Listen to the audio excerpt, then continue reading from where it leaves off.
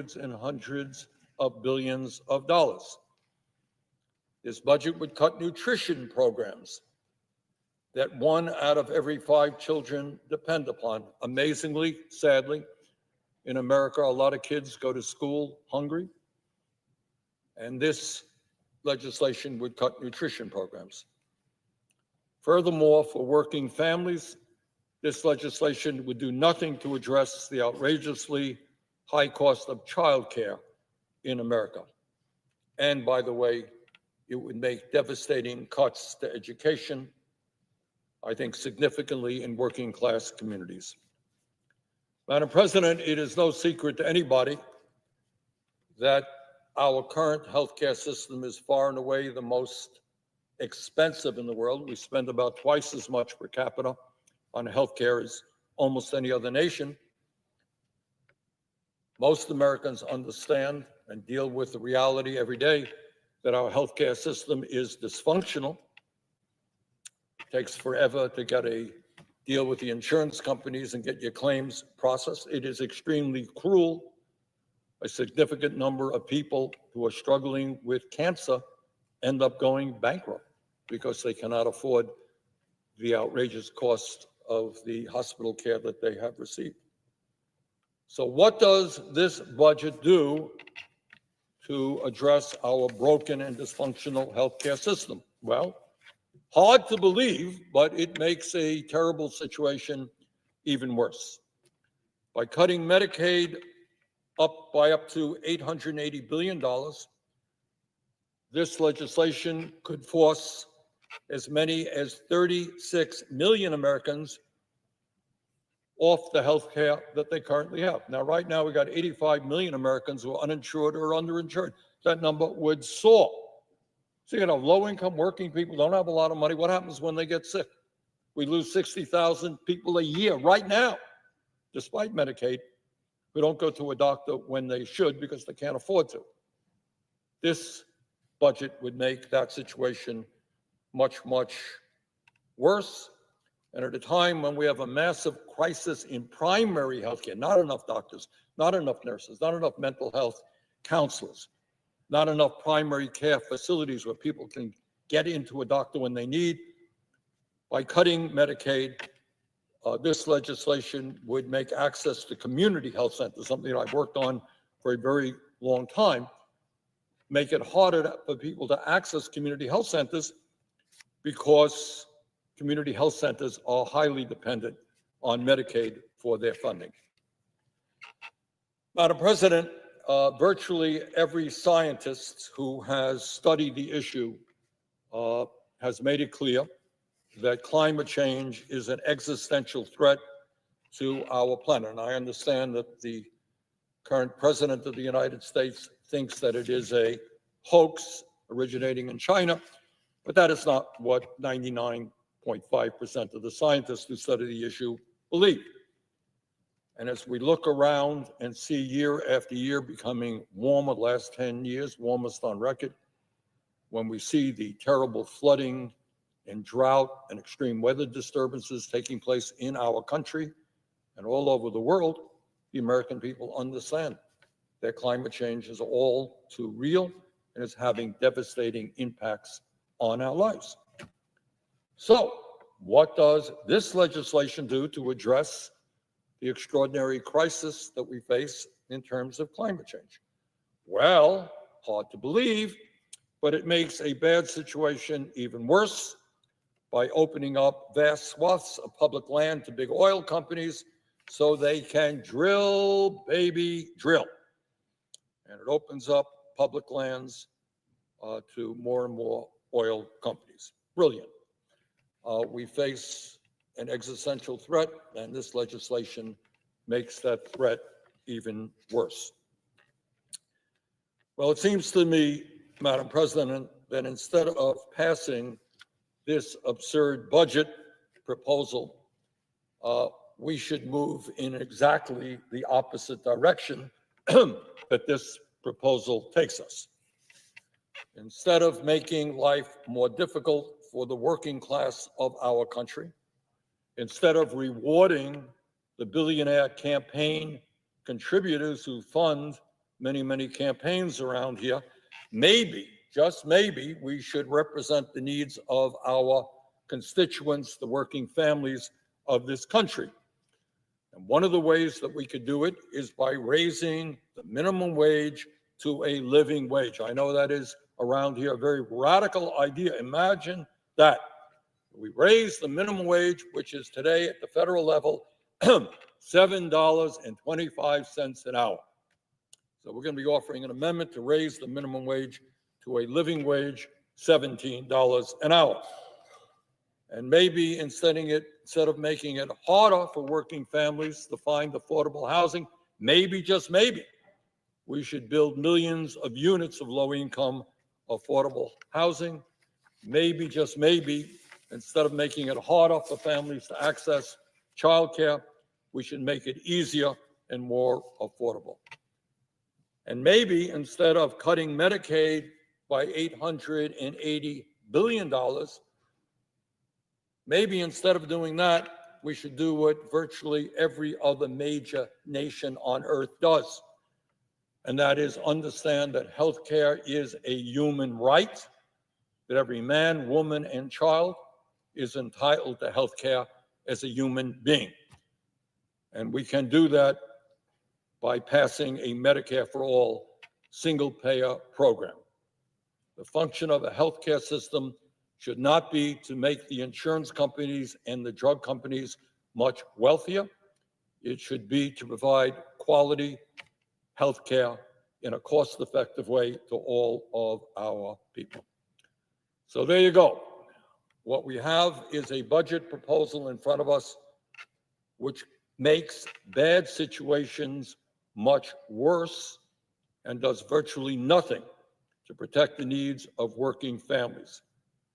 But what it does do, of course, is reward wealthy campaign contributors by providing over $1 trillion in tax breaks for the top 1%. You know, I'm going to vote against this proposal, that's for sure. And I wish my Republican friends the best of luck when they go home, if they dare to hold town meetings and explain to their constituents why they think at a time of massive income and wealth inequality, it's a great idea to give tax breaks to billionaires and cut Medicaid and education and other programs that working families desperately need. I do wish them the very best of luck as they go forward in that way. Madam President, with that, I would yield the floor.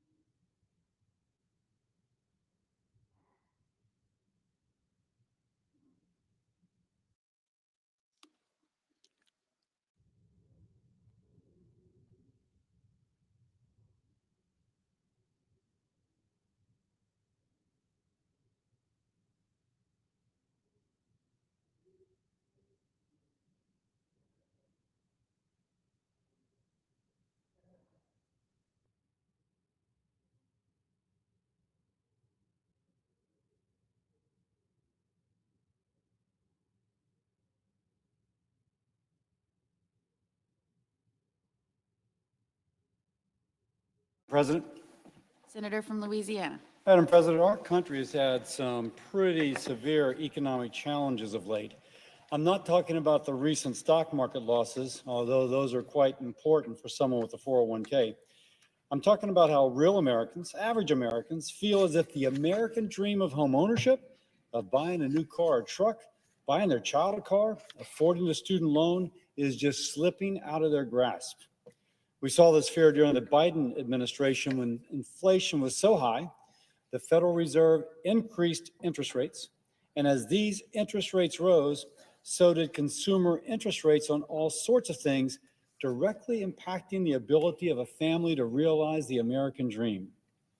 This speech is about how do we preserve that ability of Americans to achieve that dream, and how what we are doing today, tonight, in this Congress directly impacts that. Now, it may seem pretty distant to someone watching from home, but it does directly impact that. how much money the federal government borrows, how much this budget resolution leads to increased indebtedness,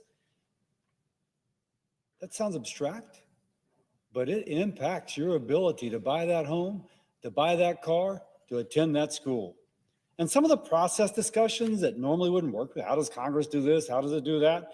If you're not in Congress, they're actually extremely important to this discussion of how much we are going to borrow and how much we are going to enable Americans in Louisiana, the state I'm privileged to represent, and elsewhere, achieve their dream. Let me explain.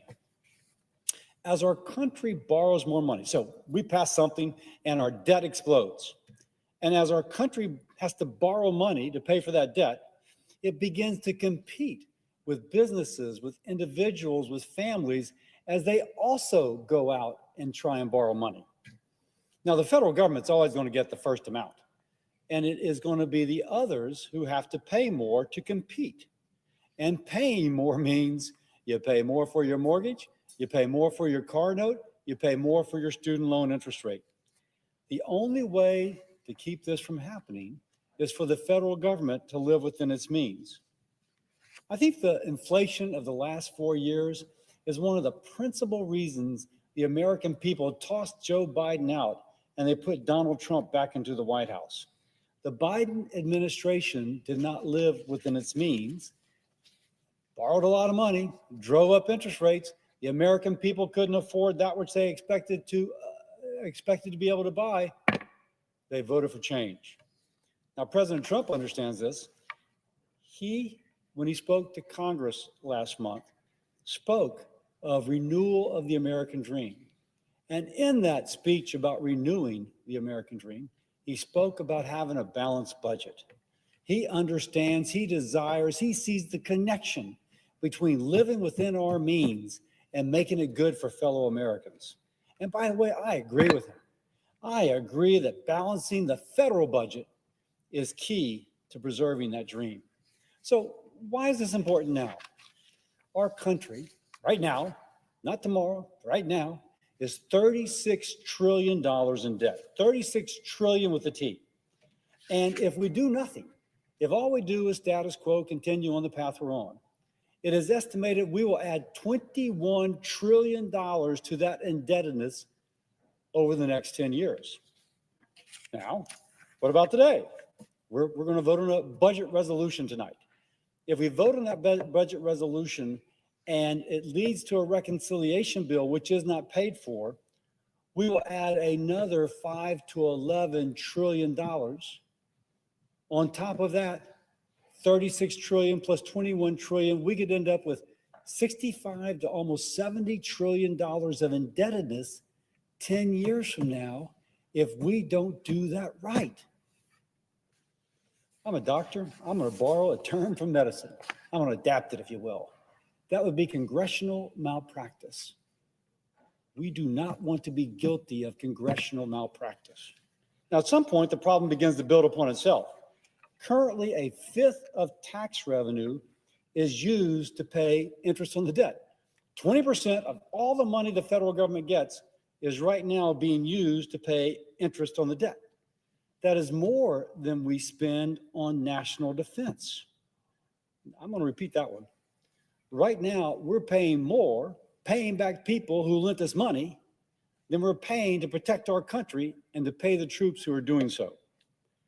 There's a historian, Niall Ferguson, who says that when a country is spending more on debt service than on defending itself, that is the mark of a country in decline.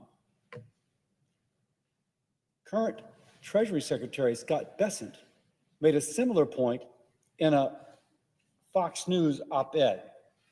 He wrote that, quote, America's next security crisis is lurking in our pocketbooks, that our escalating debt crisis hurts national security in three key ways.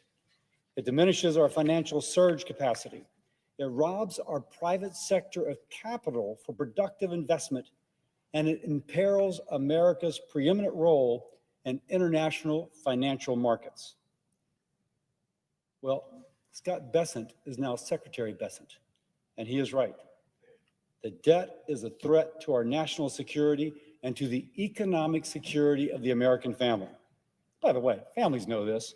You might be in Caddo Parish, Louisiana, you might be in Covington, Louisiana, but they've learned to live within their means, and we should learn something from those Louisiana families. So let's discuss the budget resolution before us. Now, to be sure, this resolution only sets up a discussion of a reconciliation bill. And the reconciliation bill is where we actually establish how much is spent and where it should be spent. Nevertheless, this budget resolution points in a direction and establishes certain parameters. Now, at this point, I'm going to discuss a little bit about process. And there's been a lot of debate in Washington about using current policy versus current law as baseline in this budget resolution. Now, current policy has never been used as baseline involving this much money and in a reconciliation bill. And I'm going to show a chart here. In this chart, this is the years over here. This is 2025 going all the way out to 2055. And this is how much our debt is as a percent of our tax revenue. And you can see that if this is what the Congressional Budget Office says is our current trajectory, that in 2055, we'll have a debt to GDP ratio of about 156%.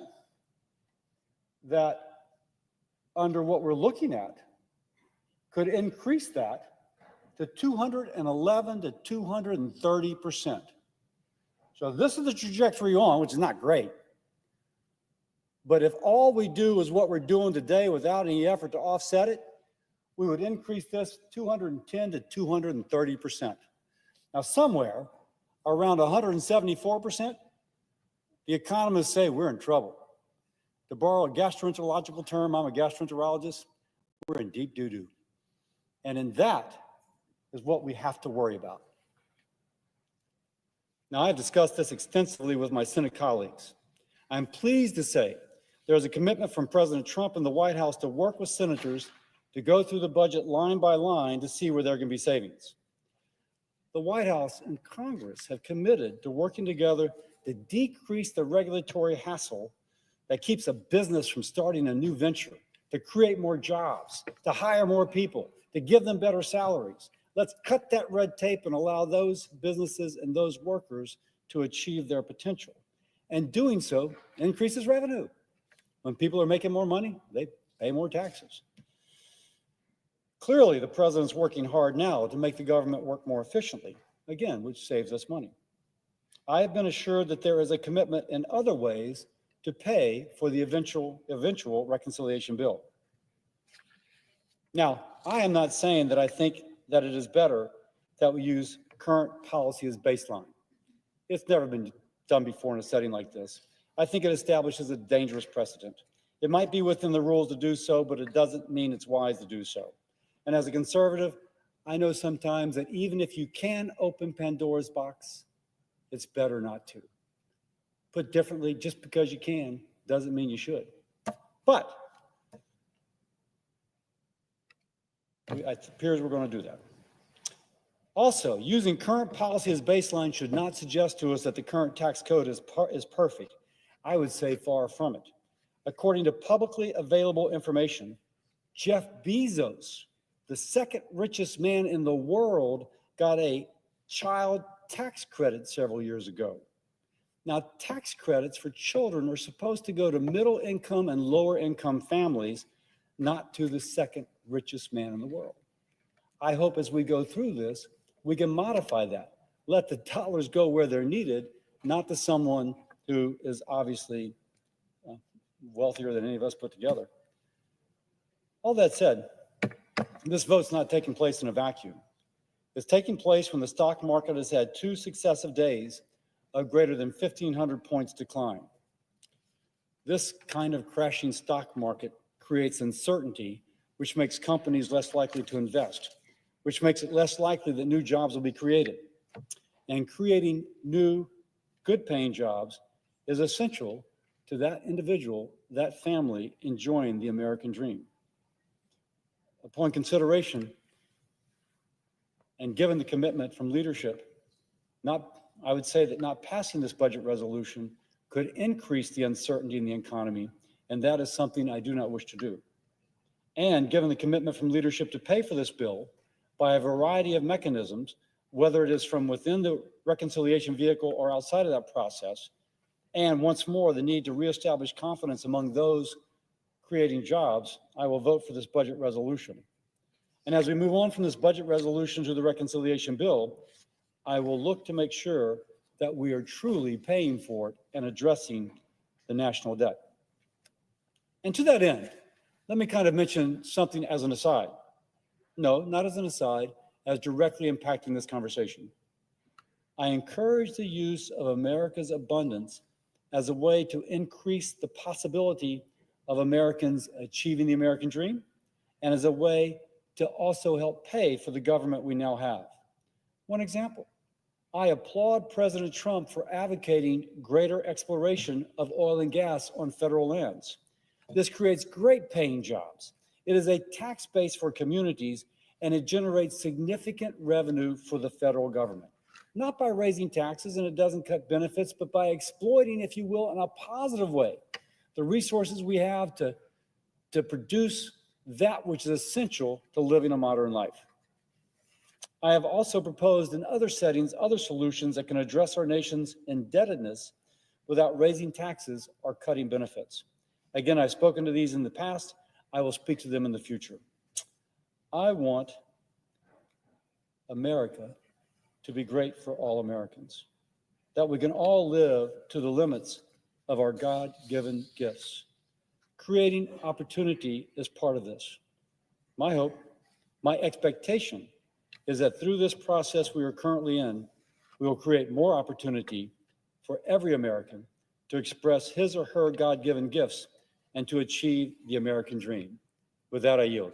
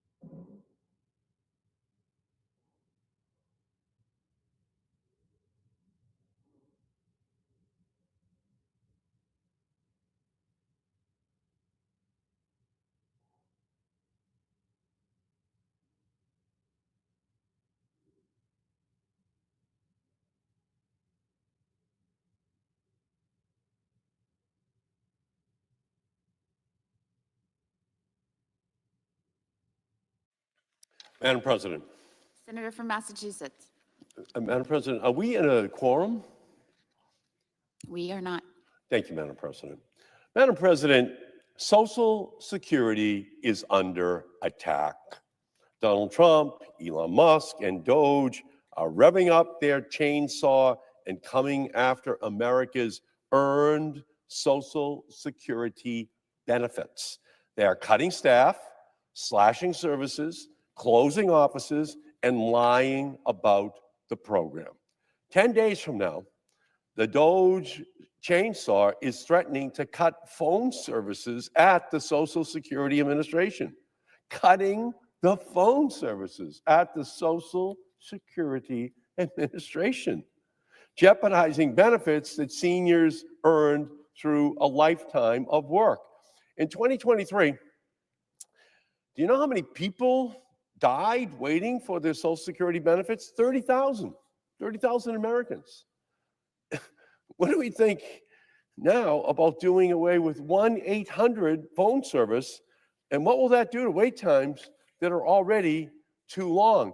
Yesterday, I just decided to get on and to dial 1-800 and just see how long it would take for a United States Senator to be able to connect with the Social Security Administration. It was a half hour, it was an hour, and then they just said, there's at least a 2-hour wait. Well, for grandma and grandpa, we just don't want them waiting a couple of hours or more in order to get the information they need about, for most of them or a lot of them, the only check in their life, the only thing that keeps them with the capacity to be able to pay for the groceries, the rent, or even for the phone service. But at the Social Security Administration, over the last 8 weeks, it's now 1-800, dial the number, and then just wait. So the administration is then forcing people to, instead of being able to use the phone, they're saying, get online, grandma. And then grandma is saying, oh, you know what? I forgot to take that computer course 30 years ago, and I'm 88 now. But they're saying, you got to learn how to go online, grandma. Well, no Social Security benefits because we're cutting off the phone service. Or drive. Just get out there in the car. And some of the Social Security offices are a couple hundred miles away from people. But that's the plan. We're 10 days away from that being put into place. And that's even if the field office is still open for Social Security, because they're planning on cutting the field offices as well, just for people to be able to access their earned benefits. And why is this happening? Well, because of the lie that Social Security is rife with fraud. That is a lie just like claims of fraud made by President Trump when he said someone was listed in the Social Security system at age 360. So let me say that again. He claimed someone was 360 years old, older not just than the entire Social Security program, but older than the United States of America, because that person would have had to have been born in 1659. But yet Trump and Musk are lying in order to undermine, in order to discredit the entire Social Security infrastructure in our country.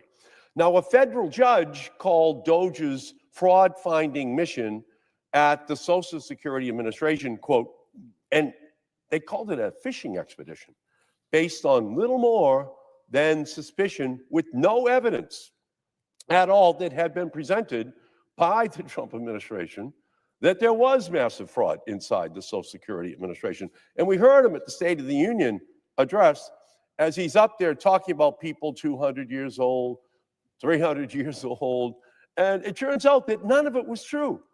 Trump was using the State of the Union address just to lie to the American people about Social Security. Now, why would he do that? Why would he lie to seniors in our country? Why would he lie to people with disabilities? Because, very simply, the Republican Party from 1935 on opposed the Social Security system from being put into place in the first place. They harbor an ancient animosity towards Social Security. They actually didn't support putting Medicare on the books. They harbor an ancient animosity towards all of these programs. And now they feel that their time has come to undermine, to discredit. And instead of giving Americans a level playing field, the administration is hurling curveballs at grandma, curveballs at grandpa, and we're already seeing the effects on Social Security benefits. Recently, a young woman contacted my office because her disability case, which had already been delayed by previous Social Security cuts, is now halted. Halted. Woman with disabilities. This woman was homeless, had a young child to care for while she struggled to afford a place to live without benefits. And my office is contacted on a daily basis by people just like that, by senior citizens who are terrified that they will lose the earned benefits they rely on to eat and to keep a roof over their heads. So instead of helping millions of Americans navigate life's transitions, this administration is implementing a roadmap to ruin for the Social Security Administration. And what's that roadmap? Very simple. First, lie about fraud in the program with no evidence to undermine the public confidence in the Social Security system. Second, use those lies as an excuse to hollow out Social Security and to cut benefits. And third, raise the retirement age and privatize Social Security, handing your benefits over to Wall Street, making the billionaires richer and our seniors poorer. Can you imagine if the Republican playbook had been put in place during the George W. Bush administration, which was to put all of this money out into the market? There would be seniors all across our nation having a Pepto-Bismol moment in the marketplace, wondering what was happening to their life savings. So that was the program that they tried to put in place during the George W. Bush's administration. It still is the plan, but we should not, in fact, fall for that because we can't trust the markets to guarantee the returns which seniors are going to need in order to have a predictable and safe retirement. Social Security isn't a budget line, it's a lifeline. And for too many of the people who are advocating for privatization, GOP really stands for get old people. That's the plan. If you kick them in the heart, you're going to break your toe. It's a lifeline. In Massachusetts, 1 in 5 people in Massachusetts rely upon Social Security benefits to put food on their table, to buy groceries, and to pay their bills. Here's an astounding number.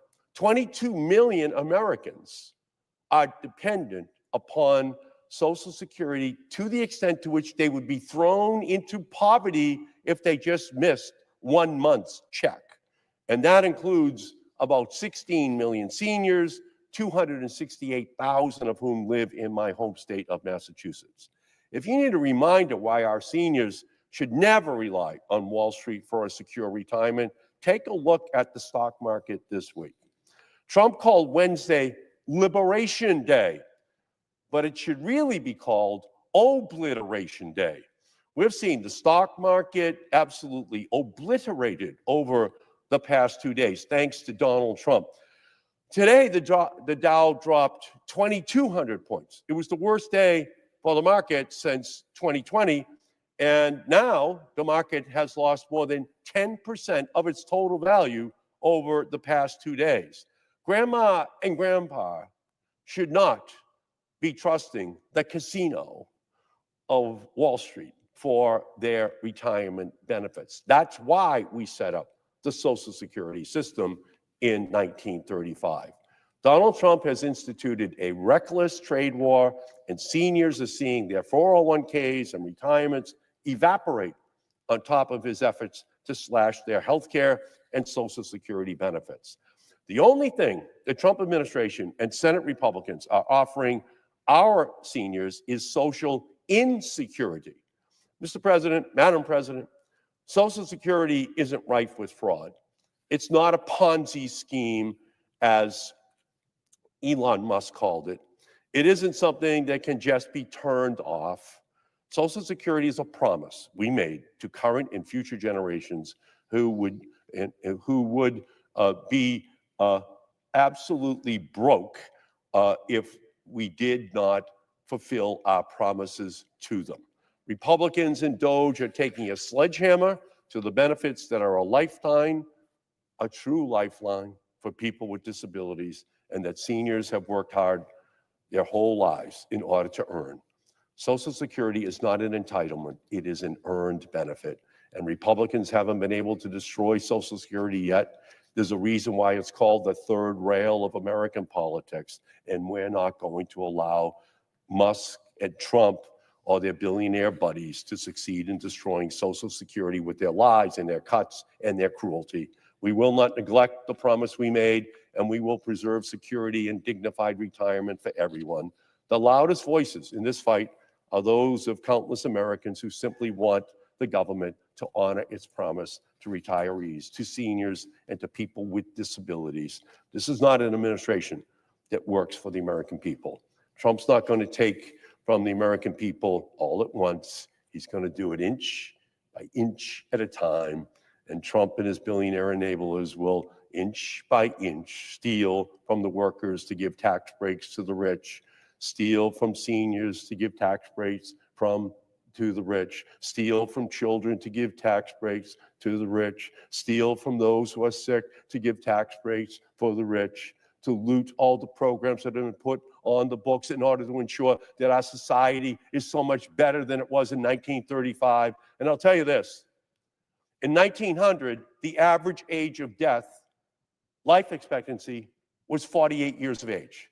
We had gone from the Garden of Eden to 1900, life expectancy was 48 years of age.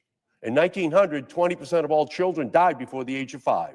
And then the progressive movement put programs on the books, Social Security, vaccines, Medicare, Medicaid, Head Start, in order to make sure that everyone was able to enjoy the full benefits of our society.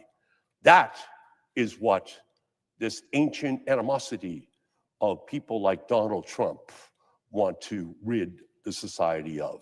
So I just want to say Democrats will always be here, always fighting against these callous cuts and heartless efforts by Trump and Musk and the Senate Republicans.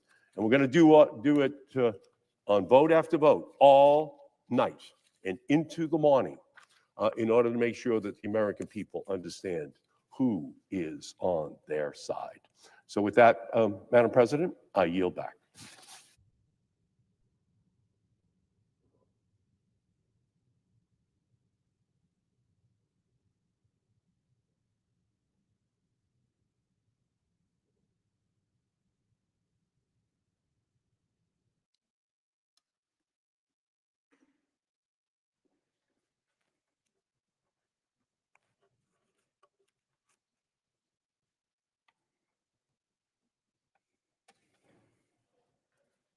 Madam President, Senator from California.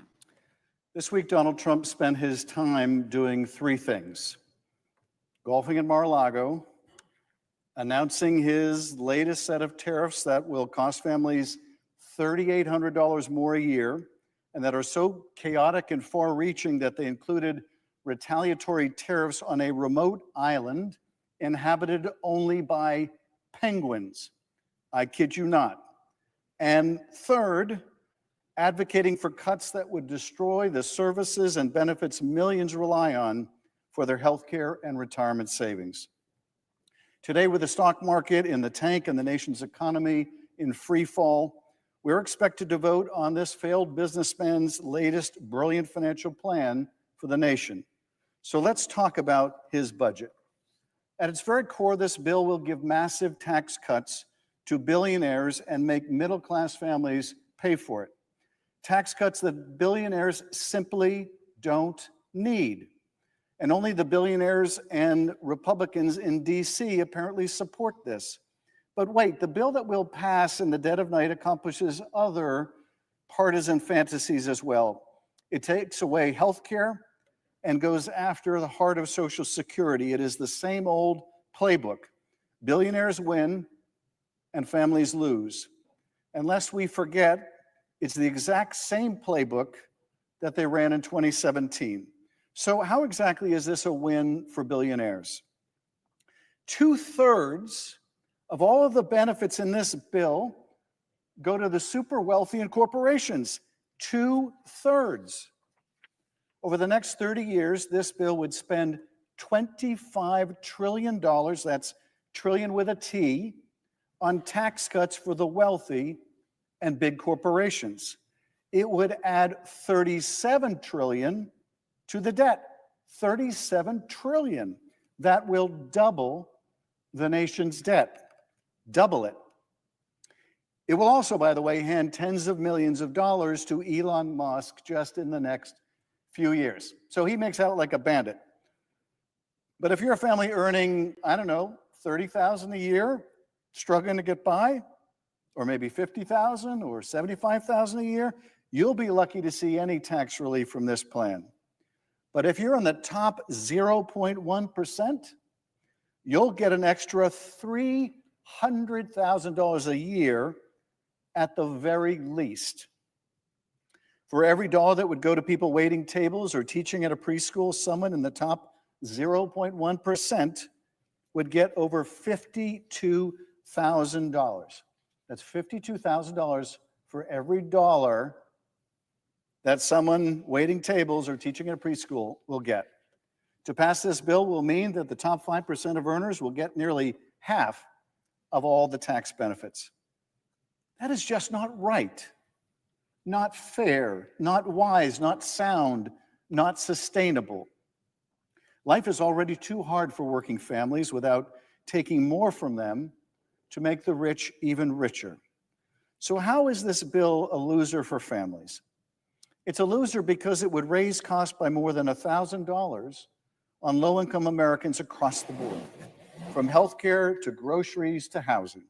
Families who are already hurting and are going to be hurting more big time because of Donald Trump's massive tariff tax. Tariffs that are raising the costs of everything they buy, from coffee to the eggs they have for breakfast, to the clothes they dress their kids in before school, to the gas they use to drive to work, to the materials their small businesses import, to the meals that they have when they arrive at home, or the sandwich they grab in between jobs. These families are getting punched right in the gut. And Donald Trump knows it, and knows that this budget would amplify their pain. Because beyond exploding costs for working Americans, it will also decimate Medicaid, threatening health care for nearly 80 million Americans. That's 2 in 3 nursing home residents, 2 in 5 children, and 1 in 3 Americans in rural communities. But even if someone isn't on Medicaid, they'll still feel the cost, they'll still feel the pain. Medicaid is the largest insurer in the nation, so when it goes down, so will the care that so many families rely on. Now, whether you're on Medicaid or you are not, it is your local hospital that may close. Clinics will close, doctors will have to move or shutter their practices. Care that used to be maybe one town away will now be an entire county away, and a very long drive, especially for Americans in rural areas who already cannot afford the cost of living. This bill would be the equivalent of an atomic bomb on the care and the caregivers they rely upon. Caregivers like Sabrina Bishop, a California home care provider. She serves 3 clients around San Diego. 2 are disabled veterans. 1 receives care through California's in-home support services, all of which is funded through California's Medicaid provider, Medi-Cal. Bathing them, medication management, cleaning, laundry, food preparation. She does it all. She lives with her client, Mike. He is at the end stage of dementia and unable to communicate. He can't dial 911. If he sees any medication bottles, he'll just take them. If he sees a car door open, he might just get in, no matter whose car it is. Here's what she told me. My work means that he has someone to help him, that he can safely live and with dignity in his twilight years. Many of the folks who rely on funding from Medicaid don't have a family who can help with around-the-clock care. And without the services that she provides, which are funded by Medicaid, those people won't get their medications on time or be bathed or fed. We are talking about a person's most basic needs.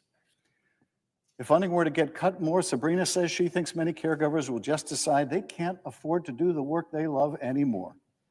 There's already a major shortage of care providers. Thousands of people who need care are stuck on waiting lists. And Republicans in this bill want to make things so much worse, so much worse. Seniors and disabled individuals will be trapped in their homes without anyone to look after them or be institutionalized at greater cost, if indeed they can even find a skilled nursing facility that is still open. When asked what she wants members of Congress to understand about her situation, Sabrina said, "Don't be so quick to cut funding for Medicaid. You yourself may end up needing a caregiver. You may be diagnosed with a terminal disease at your next doctor's appointment.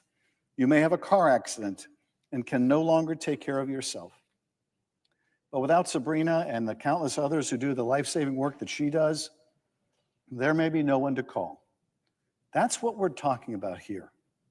And yet that's what this administration and this Congress seems intent on doing, to deny this care, to give Elon Musk, Donald Trump, and all of their billionaire friends even more money. And that is a disgrace. What about Social Security? On that one, DOGE is starting the dirty work already. We're already seeing the cuts and the clawbacks. Elon and his bros heading into Social Security Administration and firing the staff that make sure you get your check on time. They have plans to close 26 Social Security offices this year alone.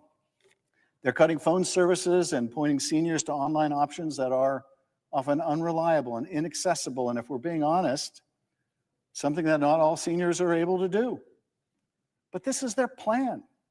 They're taking a program focused on helping seniors and then turning around and removing all the tools seniors use to get the help that they need. And they're not hiding it. They're celebrating it.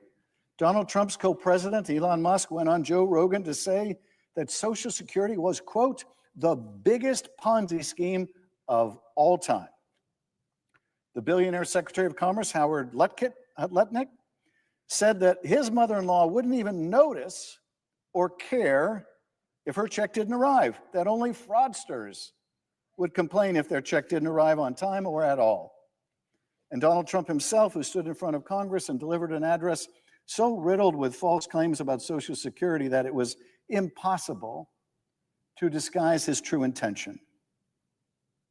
And that is to sow mistrust, broad mistrust, so they can come for it all, so they can slash it and leave seniors in the lurch, so they can privatize it. That is their plan for much of the federal government. First, they cut the staff, then they cut the services, and finally they say, it doesn't work. It doesn't work. Privatize it. Let the billionaires run it. Put it in the market. What could possibly go wrong? Have you seen the market lately? Leaving your hard-earned benefits to the whims of the stock market that Donald Trump has so recently destroyed, plunging millions of seniors into poverty. That is their plan, all for a few more bucks in their pockets. It is up to each of us to stop them, to protect Social Security and Medicaid. But I want to talk for a moment, not to my colleagues here in this fancy building, but to you at home. Whether you're in California or anywhere else in the country, I want to talk to you. Right now, I'm standing on the floor of the United States Senate. In just a few hours, we will be voting on a budget resolution that sets the framework for government funding. Now, that may sound wonky or unimportant, complex and complicated, but I want to cut through the noise and speak to you about exactly what this will do. In the simplest terms, it will make your life more expensive, make your health care more inaccessible, and sow the seeds to slowly destroy or privatize Social Security. It will do these things because Donald Trump and Elon Musk do not care about you. They don't care about you. They care about Donald Trump and Elon Musk. They care about their billionaire buddies. They care about their bank accounts. They don't care about you or the fact that whether you can afford a home or you can't afford a home, whether you have the money to take vacation days that you have saved up, whether you can afford to take your kid to the hospital, whether you have to drive 2 or 3 hours to the nearest hospital. They don't care. They don't care if you're paying $6 for eggs, $5 for a gallon of gas, or depending where you live, maybe a lot more.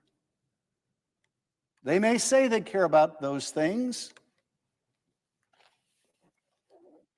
but their bill that we're about to vote on says otherwise.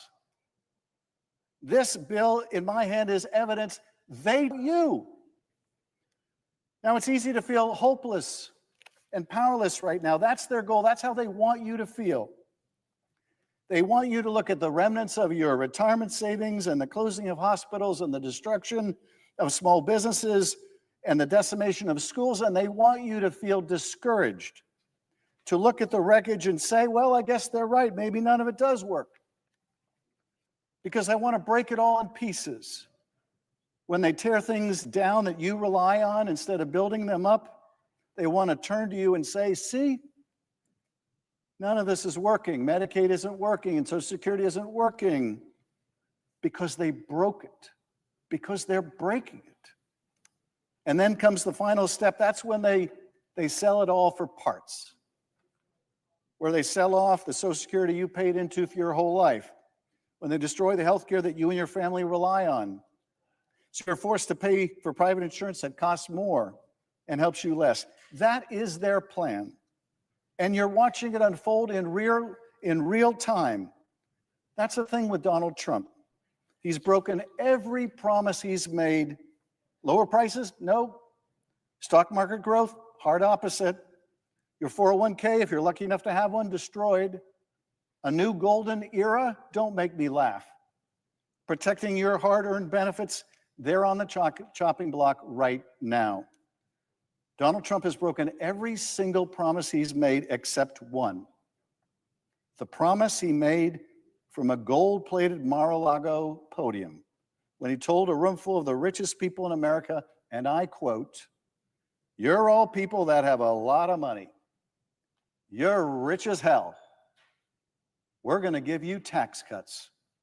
Well, it turns out those tax cuts are arriving right on schedule, and we will be footing the bill. But you can do something about it. You are not powerless. Make your voices heard. Madam President, I yield back. Senator from Delaware. I get a lot of questions from my constituents. Delawareans raise a lot of issues, whether they're stopping me at the Wawa, talking to me on the train, knocking on my door. They ask me about three things, more than anything in the last few months. They're concerned about Elon Musk having huge access to their personally identifying information.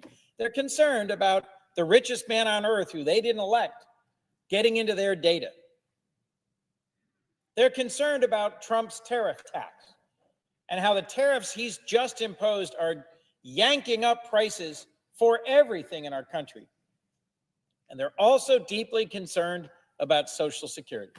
I'm going to focus for a few minutes about the alarm I'm hearing from Delawareans that the Trump administration, Elon Musk, and Republicans in Congress are going after our Social Security net, the social safety net, the Social Security benefits that so many rely on for stability and security in their lives, as part of the bill that's moving on this floor tonight to help pay for tax cuts for billionaires that are buddies of Elon Musk. Ask American seniors what they think of Social Security, and they'll tell you it's an earned benefit. It's a vital lifeline. It's the thing that keeps them out of poverty, pays for their medication, helps them afford rent, helps them live decently and safely. 70 million Americans get Social Security benefits every month. 4 out of 10 rely on it for a majority of their income. A few quick examples. Arlene reached out to my office. Arlene's a Delawarean whose husband died in January, and she relies on Social Security to keep paying her bills. Senator, what's going to happen? Ian, a disabled adult who's able to work a few hours a week but requires assistance with simple tasks from his mother due to his intellectual disabilities. Without Social Security and the disability benefits he gets, his whole livelihood is at risk. Kathleen reached out to tell me what she thinks of Social Security. She said, and I quote, "I'm a 64-year-old disabled woman. I'm concerned about my Social Security disability. I'm totally dependent on that check, and I'm terrified of what's happening with Doge." Cheryl Ann wrote my office saying, "I'm 68 and still work to keep from falling behind in my bills. Since COVID, prices have gone up, and with all these new tariffs or taxes, seniors can't make ends meet. I want to retire, but I'm afraid that with Trump messing with Social Security and Medicaid, how can I?" A simple question then. What happens to Arlene, Ian, Kathleen, Cheryl Ann if Republicans are successful in further undermining the stability and the reliability of Social Security? What happens to millions like them for whom this program is what keeps them able to afford their medications, keeps food on the table, keeps a roof over their heads?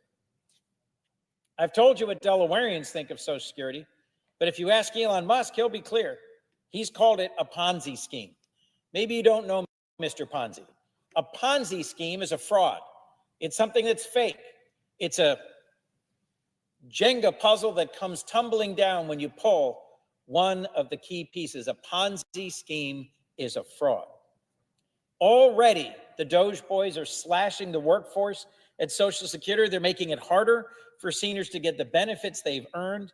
They're cutting the budget, firing employees, closing offices, and these needless cuts will just make it harder for seniors to get answers to their questions and to get their checks, forcing those seniors who live in rural areas or who are disabled, like the few I just cited, to struggle to access what they've earned.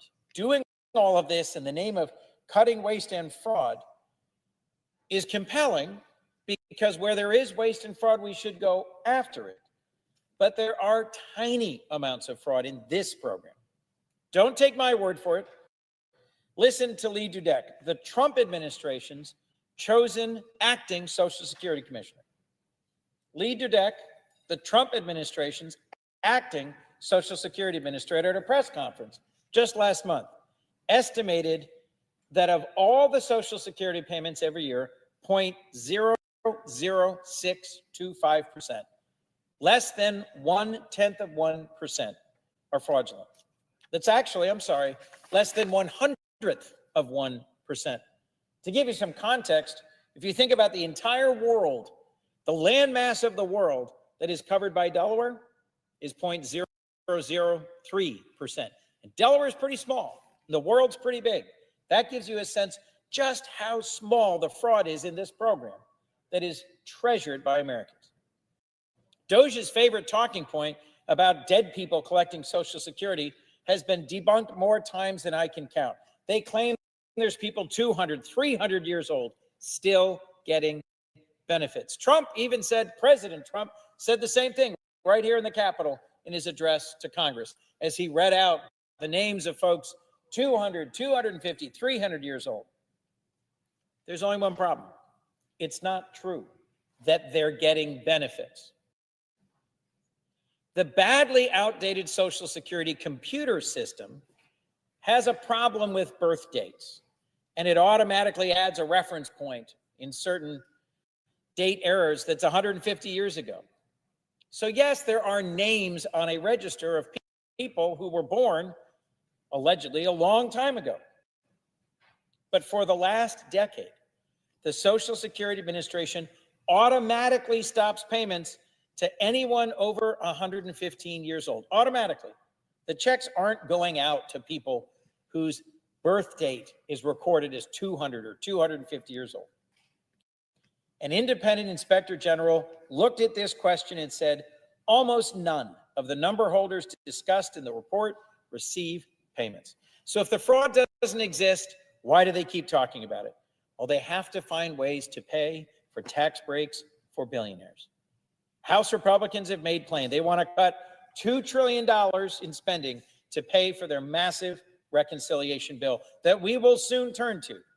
And you can't do that without touching Medicaid or Social Security. Let me conclude. Social Security is not a giveaway. It's not riddled with waste, fraud, and abuse. And Democrats are united in protecting Medicaid and Social Security. We need to strengthen Social Security, not cut it. And I stand with my colleagues and every Democrat in this body in saying, hands off of Social Security, President Trump and Elon Musk. Thank you, Madam President. With that, I yield the floor. Madam President, Senator from Hawaii. Madam President, leave Social Security alone. Leave Social Security alone. Donald Trump wants to gut the most successful anti-poverty program in American history. Over the past 3 months, his administration has made sweeping cuts to Social Security in ways that are already being felt across the country. Wait times have doubled to as many as 4 or 5 hours. Local field offices are closing.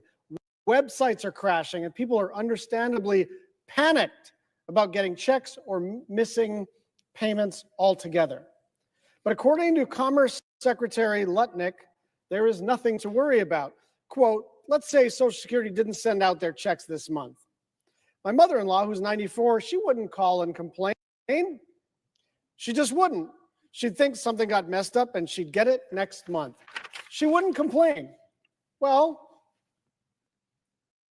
when your son-in-law is a billionaire, a missed check is not a very big deal. But when you're a senior on the island of Oahu, where the average rent far exceeds the average benefit, I want you to understand that. The average benefit is about $1,900. The average rent is more than $2,000. 300,000 people in the state of Hawaii depend on Social Security, and the vast majority of them, Social Security is either all of their income or most of their income. The idea that we are going to balance the budget on the backs of seniors who have paid into an earned benefit is immoral. It is wrong. And I speak on behalf of all of my constituents who depend on it. It's not just the 300,000, it's all of the family members. It's all of the family members. I speak on behalf of my mother and father-in-law, George and Ping Kwok. George Kwok worked all his life in a kitchen. Sometimes he was an employee. He eventually ended up owning a place called Kwok's Chop Suey. He sold it and bought a home for his mom and helped to send his daughter to college. Then he started to get blind, and he burned his hand in a fryer. And so he was unable to work, and he took Social Security disability. He deserves that money. Leave Social Security alone. Social Security cuts were always the third rail in American politics. Even anyone on any side of the aisle with any sense of how to get elected knew not to touch that third rail, but they are grabbing this third rail with both hands. I want to quote a couple of my constituents. One constituent wrote to me, "We are elderly and we are concerned about the potential of cutting Social Security checks. We paid into the system our entire working lives and fear we can't afford food, water bills, and medical care. What will happen with these cuts and the cost of living going up? What will be our safety net? We are afraid of what's to come." Another wrote, "I worked for 36 years for the federal government, including 4 years as active duty Air Force in Vietnam. I contributed to Social Security with the explicit understanding that I would get Social Security as a portion of my retirement. Cutting Social Security means I lose about a third of my retirement with no recourse. I am 77 years old with health issues and haven't planned on getting another job. My wife was a flight attendant for Hawaiian Airlines for 50 years and also depends on Social Security for her retirement. It is completely unfair when she paid into Social Security for more than 50 years just to be abandoned when she is 70 years old. Another constituent. I'm a 73-year-old woman who, unlike billionaire Commerce Secretary Lutnick's mother-in-law, cannot afford to miss or reduce my Social Security payment. It is my sole income, and I needed to pay rent and buy food. I worked hard all my life and contributed my fair share of taxes towards Social Security. I'm not asking for a free ride. I earned my Social Security. I am not asking for a free ride. I earned my Social Security. Leave Social Security alone. I yield the floor.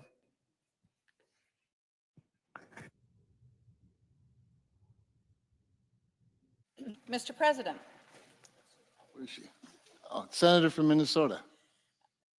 Thank you, Mr. President. Mr. President, I rise today to call out the threat that this Republican budget and the Trump administration poses to Social Security.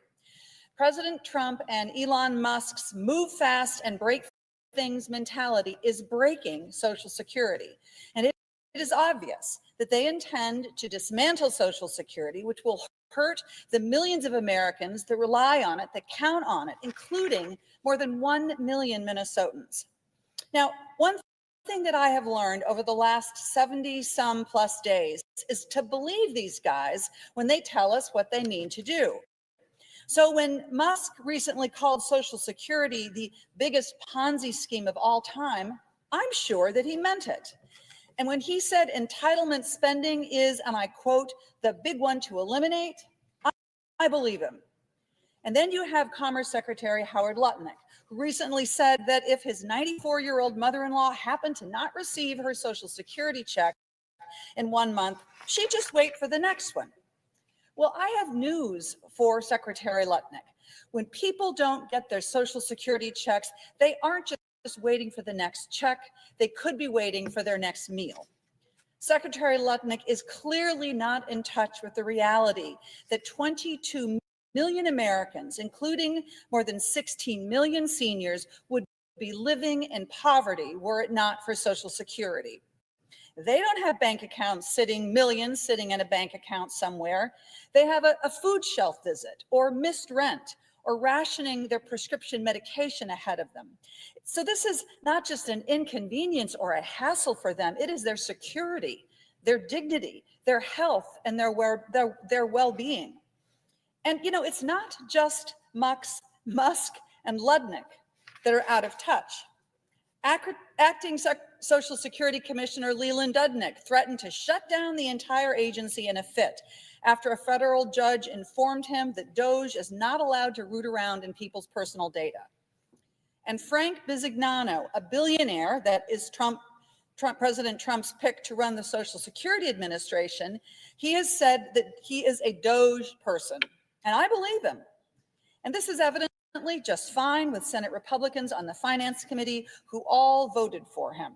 And I have no doubt that the rest of the Republicans in the Senate will too, because they seem unwilling or unable to stand up to Donald Trump. I think they're just scared. Now, President Trump understands that Americans love Social Security, and so he says, don't worry, my administration won't touch it.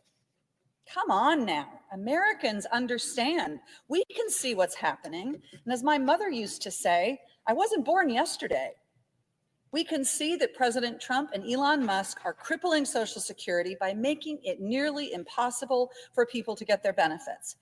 They are closing field offices at the same time that they're limiting phone service.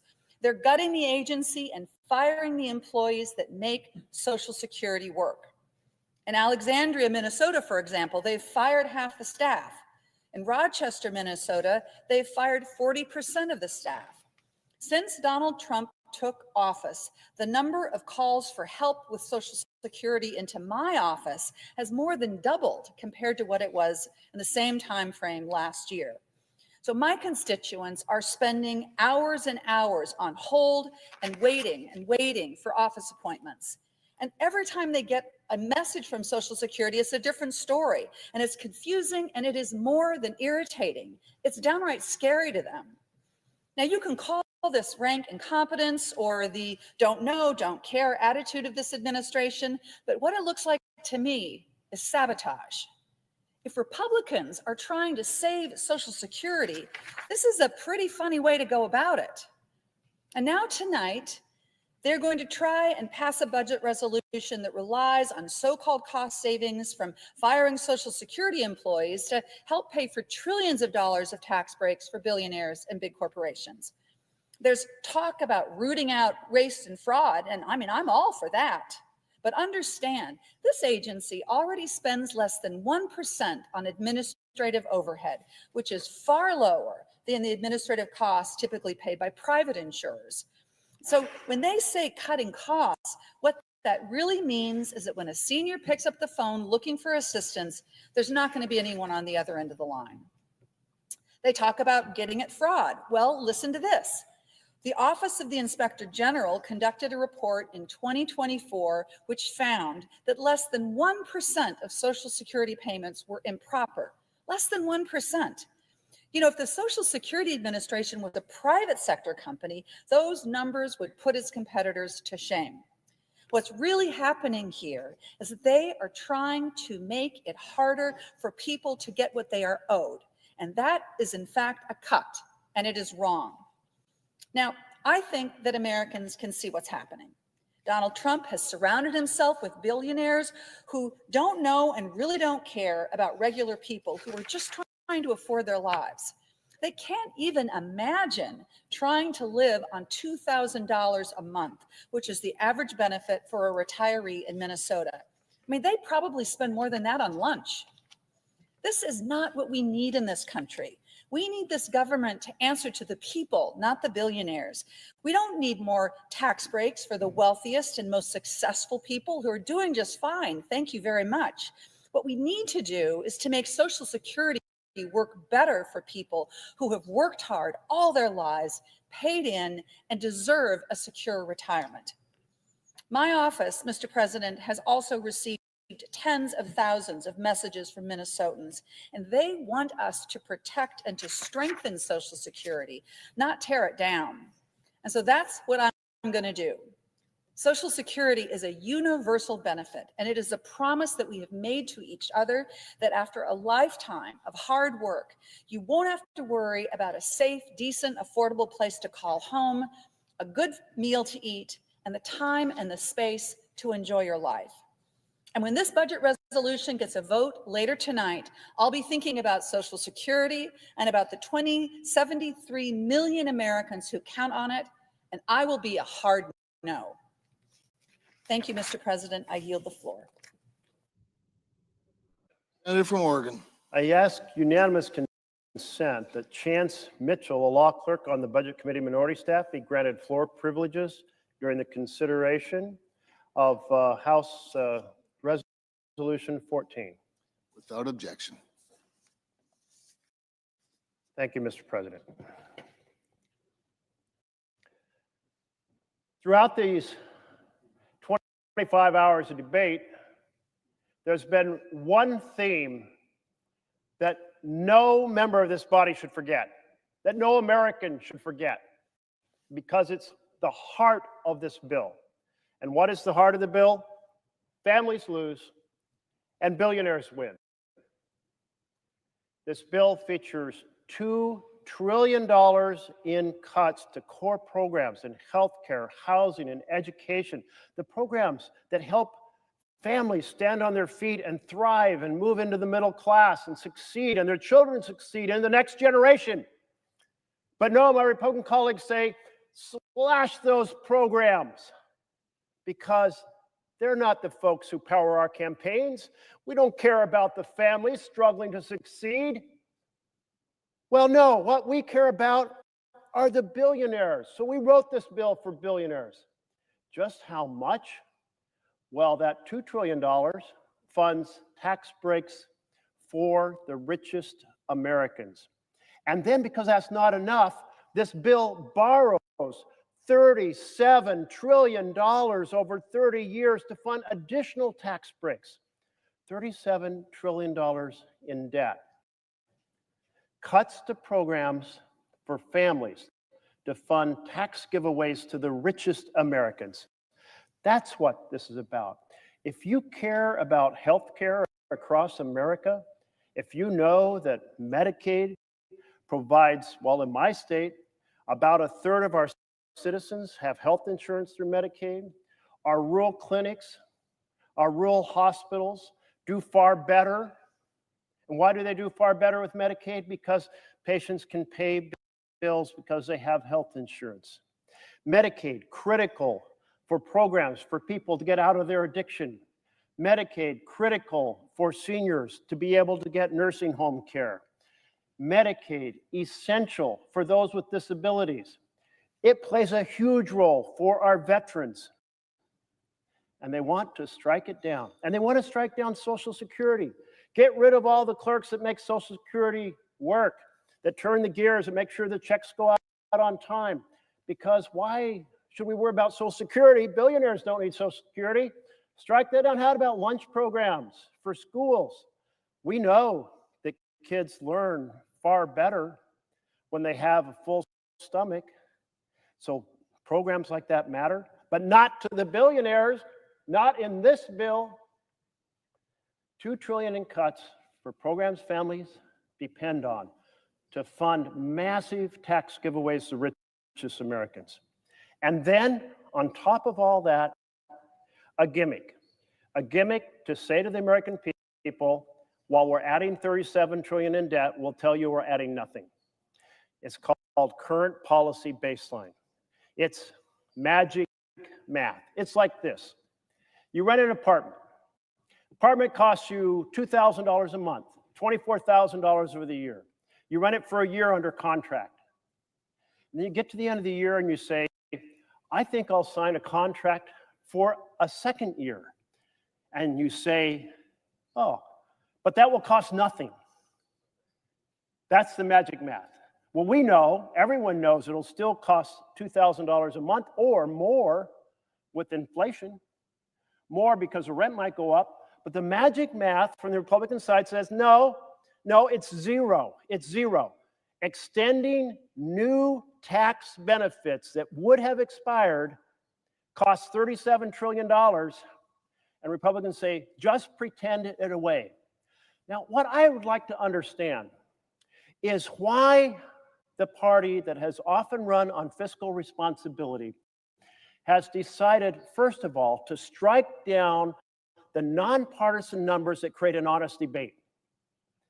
That's been the rule, the direction, the bipartisan consensus since 1974. We will use honest numbers. We created a whole organization, the Congressional Budget Office, to make sure the numbers were fair so we could have an honest debate here and with the American people. But the magic math produced on this bill throws all that overboard. Fiscal responsibility overboard. Massive $37 trillion in new debt from this bill. You know what? Our entire national debt today is less than $37 trillion. This one bill produces even more debt that's been piled up over 249 years since the Declaration of Independence. If that isn't fiscally irresponsible, I don't know what is. You know, you may ask, don't those folks who are struggling, the 1 out of 10 who are really trying to get on their feet, is there something for them? Well, the estimate is that they get the equivalent of $6 a year. Well, I mean, if you have a fancy cup of coffee at Starbucks, not where I go for coffee, but many do, costs about $6. This bill doesn't give a cup of coffee a day to the bottom 10%. It doesn't give a cup of coffee a week to the bottom 10%. It gives 1 cup per year. That's what you get out of this bill if you're in the bottom 10% struggling to get on your feet. Don't drink it all at once. Just one little sip each day for 365 days. because you in the bottom 10% are not a billionaire. Going to cut your programs that get you on your feet, the fundamentals for families to thrive in healthcare and housing and education and good paying jobs to enrich the richest Americans. This is perhaps the worst bill I have ever seen debated on the floor of the Senate. So colleagues across the aisle, turn back to your speeches and your election campaigns that said, I'm for fiscal responsibility, and come and join us and write a real bill in which families thrive and billionaires pay their fair share of taxes. That would be an advance for the United States of America. That would be good work on the floor of the Senate. Thank you, Mr. President. Senator from South Carolina. Different view on this. To my good friend from Oregon, who has been a real gentleman to work with, and you got a great staff, and I appreciate our ability to work together, but we have a little different view of what we're doing here tonight. So I'm going to give you our side of the story. I got charts too. I never thought I'd have a chart, but I got one. We're trying to do sort of four things tonight. Start a process that we can make the tax cuts permanent, give money to the Department of Homeland Security to continue to secure our border, cut trillions of dollars of waste, which does exist, and support our military. Now, the bill tonight, the resolution, opens up that process that will be done by the House and the Senate authorizing committees. So this doesn't do anything other than start the game. And it's time this game started. Now, what's in this for you if you're not a billionaire, which I am not? If we do nothing, the 2017 President Trump tax cuts expire in December. None of them voted for it.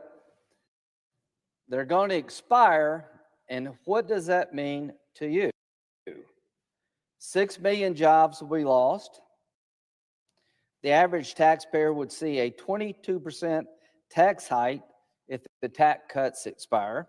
A family of four making $80,610, the median income in the United States, would see a $1,695 tax increase if they expire this December. This is worth about 9 weeks of groceries. 40 million families would see their household child tax credit cut in half. If any of y'all listening out there that not a billionaire, you might want to keep listening. If this expires, you're going to get hit hard. And we don't want that. 26 million small businesses would be hit with a 43.4% top tax rate if Section 199A of the small business deduction expires. Now, why I know about that one? I can't walk 5 feet in South Carolina without somebody begging me to make sure that expensing and deductions and accelerated depreciation doesn't go away because they run a business. Our friends over there run the government. That's all they know. They're very good at making it bigger, not very good at making it efficient. There's no amount of money that's enough for these folks. So if you're looking for that crowd over there to cut your taxes, you're looking in the wrong direction. I got about 100 years to prove that point. The point I'm trying to make is these tax cuts expiring matter to real people raising a family and trying to run a business, particularly small business. This would be devastating. We're not going to let that happen. Now, if you're waiting for this crowd, our friends on the other side, to cut spending, you're going to die waiting. Now, we have a chance as Republicans, if we pass this resolution tonight, to cut spending and make the tax cuts permanent without one Democratic vote. It's called reconciliation. To my Republican friends who may be watching, 4 times in the last 100 years, the Republicans had the House, the Senate, and the White House. This doesn't happen a lot. But with that construct, through reconciliation, what we're starting here tonight, if we get 50 plus 1, we can make the tax cuts permanent and cut spending without one Democratic vote.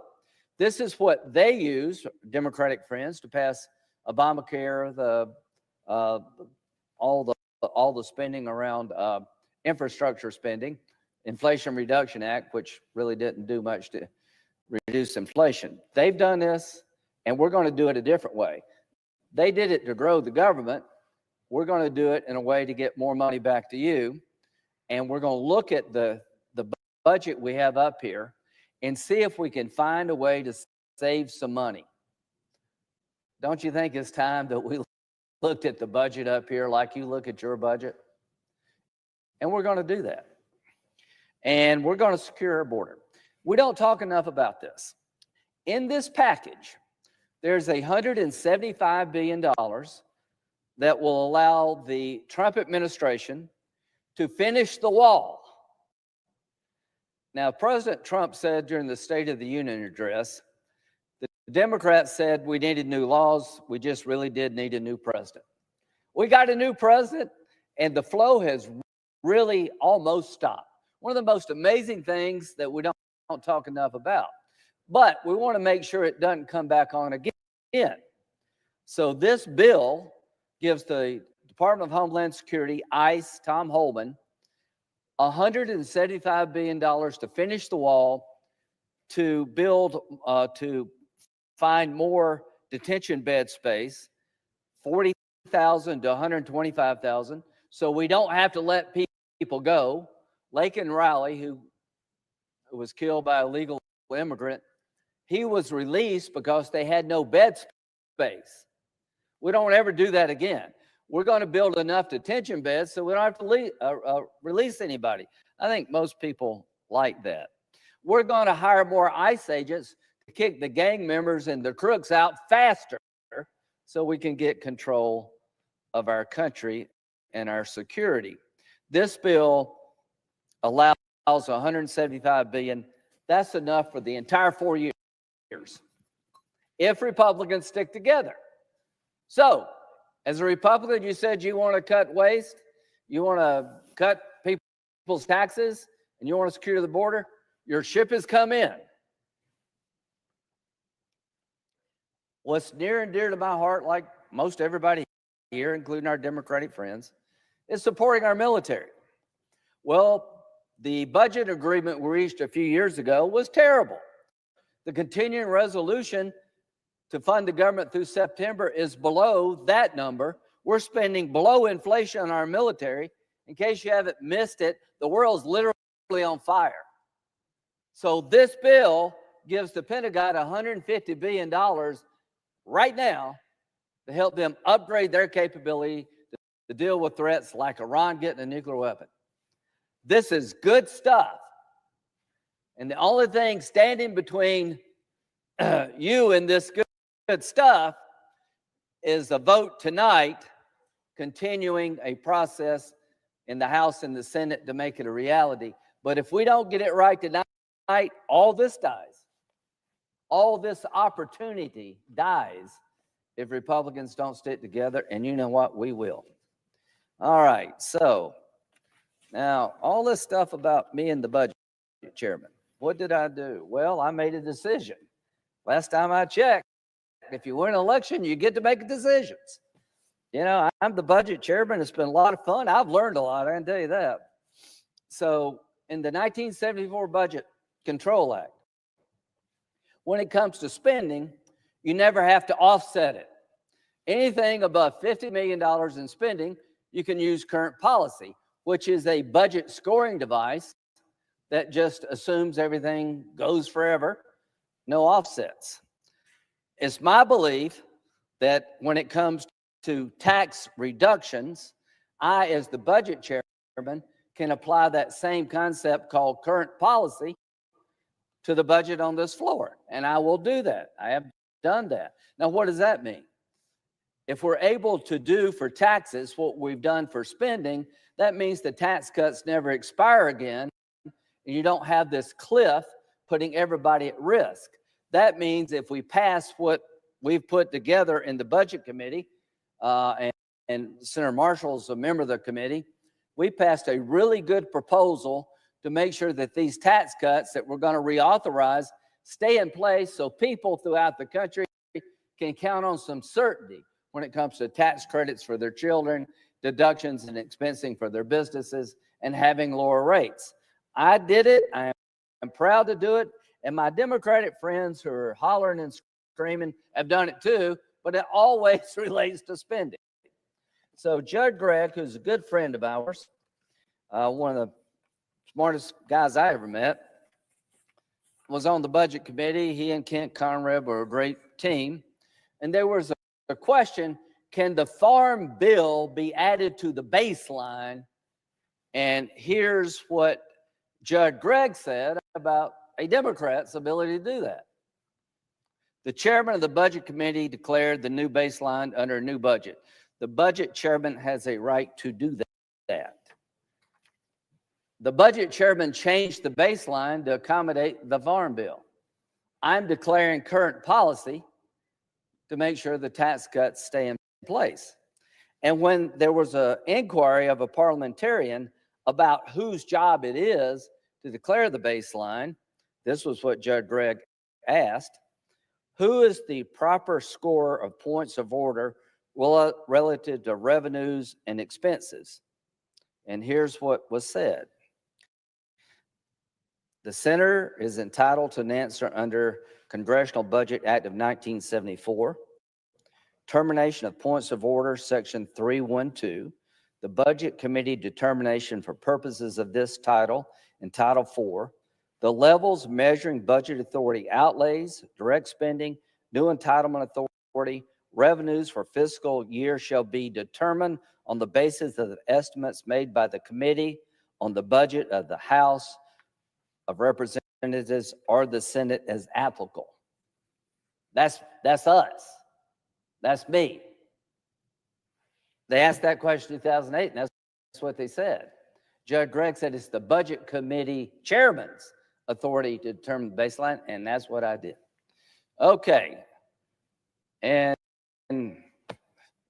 even Bernie agreed, so we don't need to overly dwell on that. This is what the law says. Revenues and spending shall be determined on the basis of estimates made by the committee on the budget of the House of Representatives or the Senate as applicable. That's us. We're elected officials. And wouldn't it be odd if you wrote a law that somebody would run and manage the law nobody voted for? It makes like 0 sense. All right. Now, next one, is that it? Okay. So bottom line, tax cuts are going to be permanent. It will help the economy. And when it comes to estimating what happens around here, CBO, great people, JCT, Joint Commission on Taxation, they make estimates. The one thing they've been consistent about is being wrong when it comes to tax revenue. They've got it wrong like every time. So if history is any guide to what's happened in the past, we're going to get more revenue by cutting taxes. Why do I know that? Because it always happens. What happens all the time too? When we get the new money, we spend it faster than we get it. That's going to stop.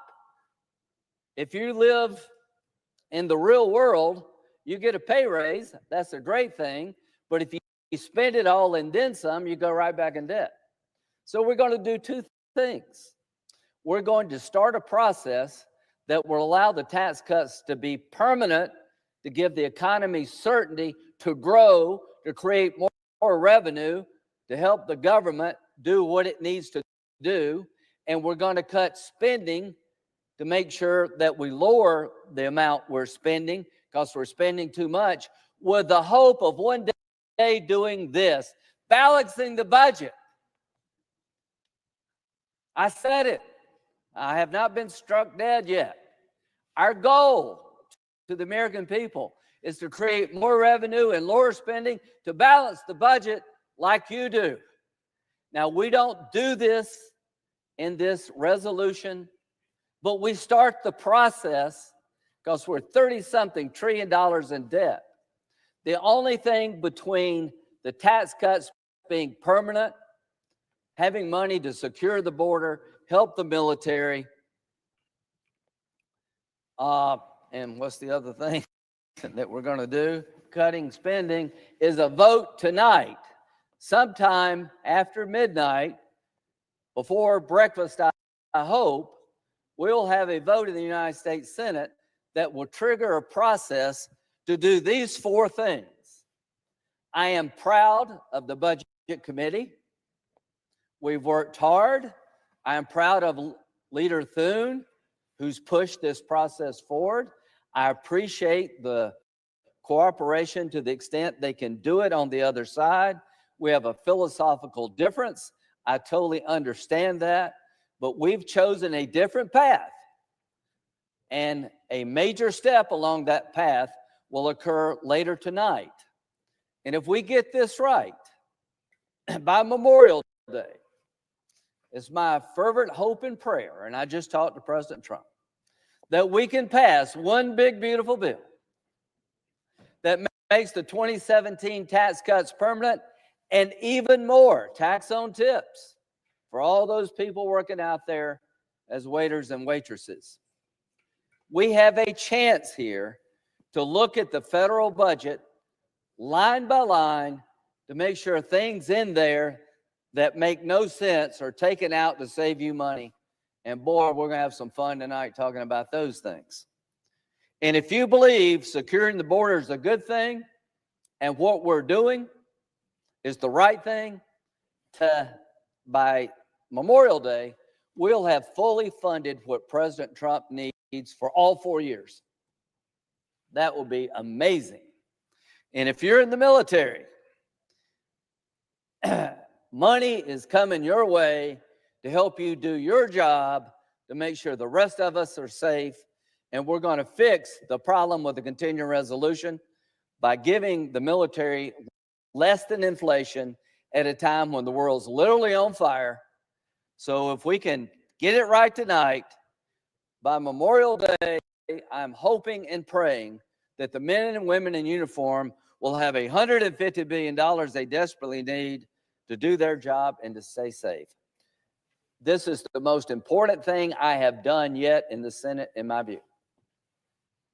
I've set in motion, along with my colleagues, and if there's ever a team sport, it's politics, the ability to do something we haven't done before, makes taxes and spending the same in terms of policy. Quit playing this game that the American people lose. You will not lose $1 revenue if we make these tax cuts permanent. You'll get more money. But if you keep spending more and more, that doesn't matter.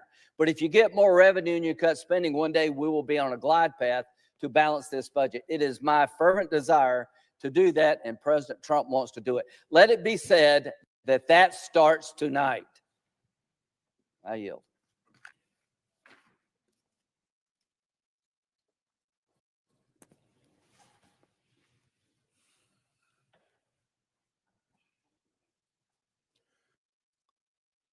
Mr. President, Democratic leader. Mr. President, Democratic leader.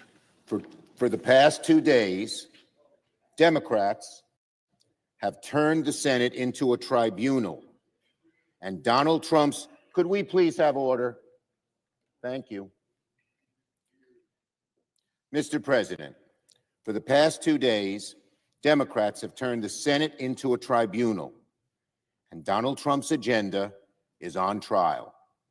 I thank the close to 40 of my colleagues who came to the floor and made so many points about that.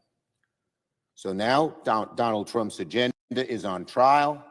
It's time now for Republicans to answer. Tonight, Democrats will bring amendment after amendment to the floor, one right after the other, again and again and again. Our amendments will give Republicans the chance to join us in hitting the kill switch on Donald Trump's tariffs, on DOGE, on the attacks against Social Security and Medicare and Medicaid. Now, Republicans are in the majority. The choice is theirs. They see what Americans see. Donald Trump's policies are a disaster. DOGE is a horror. Republicans could snuff it out instantly, tonight, if they wanted. Will Republicans join us tonight and stand up to Donald Trump before he craters the economy? Or will Republicans spend all night trying to defend the mess Donald Trump is making? And he made a lot more of it today. Will Republicans defend Donald Trump's tariff tax, the Trump tariff tax, which would cost families $5,000 a year? Will they defend Elon Musk as he takes a blowtorch to Social Security? Will they defend cutting Medicaid and imperil the health care of 70 million Americans, from newborn kids to seniors to rural communities and veterans? Will Republicans spend all night long, trying to explain to the American people why billionaires deserve a massive tax break, but working people don't deserve basic health care? The choice is theirs. Donald Trump has betrayed the American people. Will Senate Republicans join him in this betrayal? I yield the floor.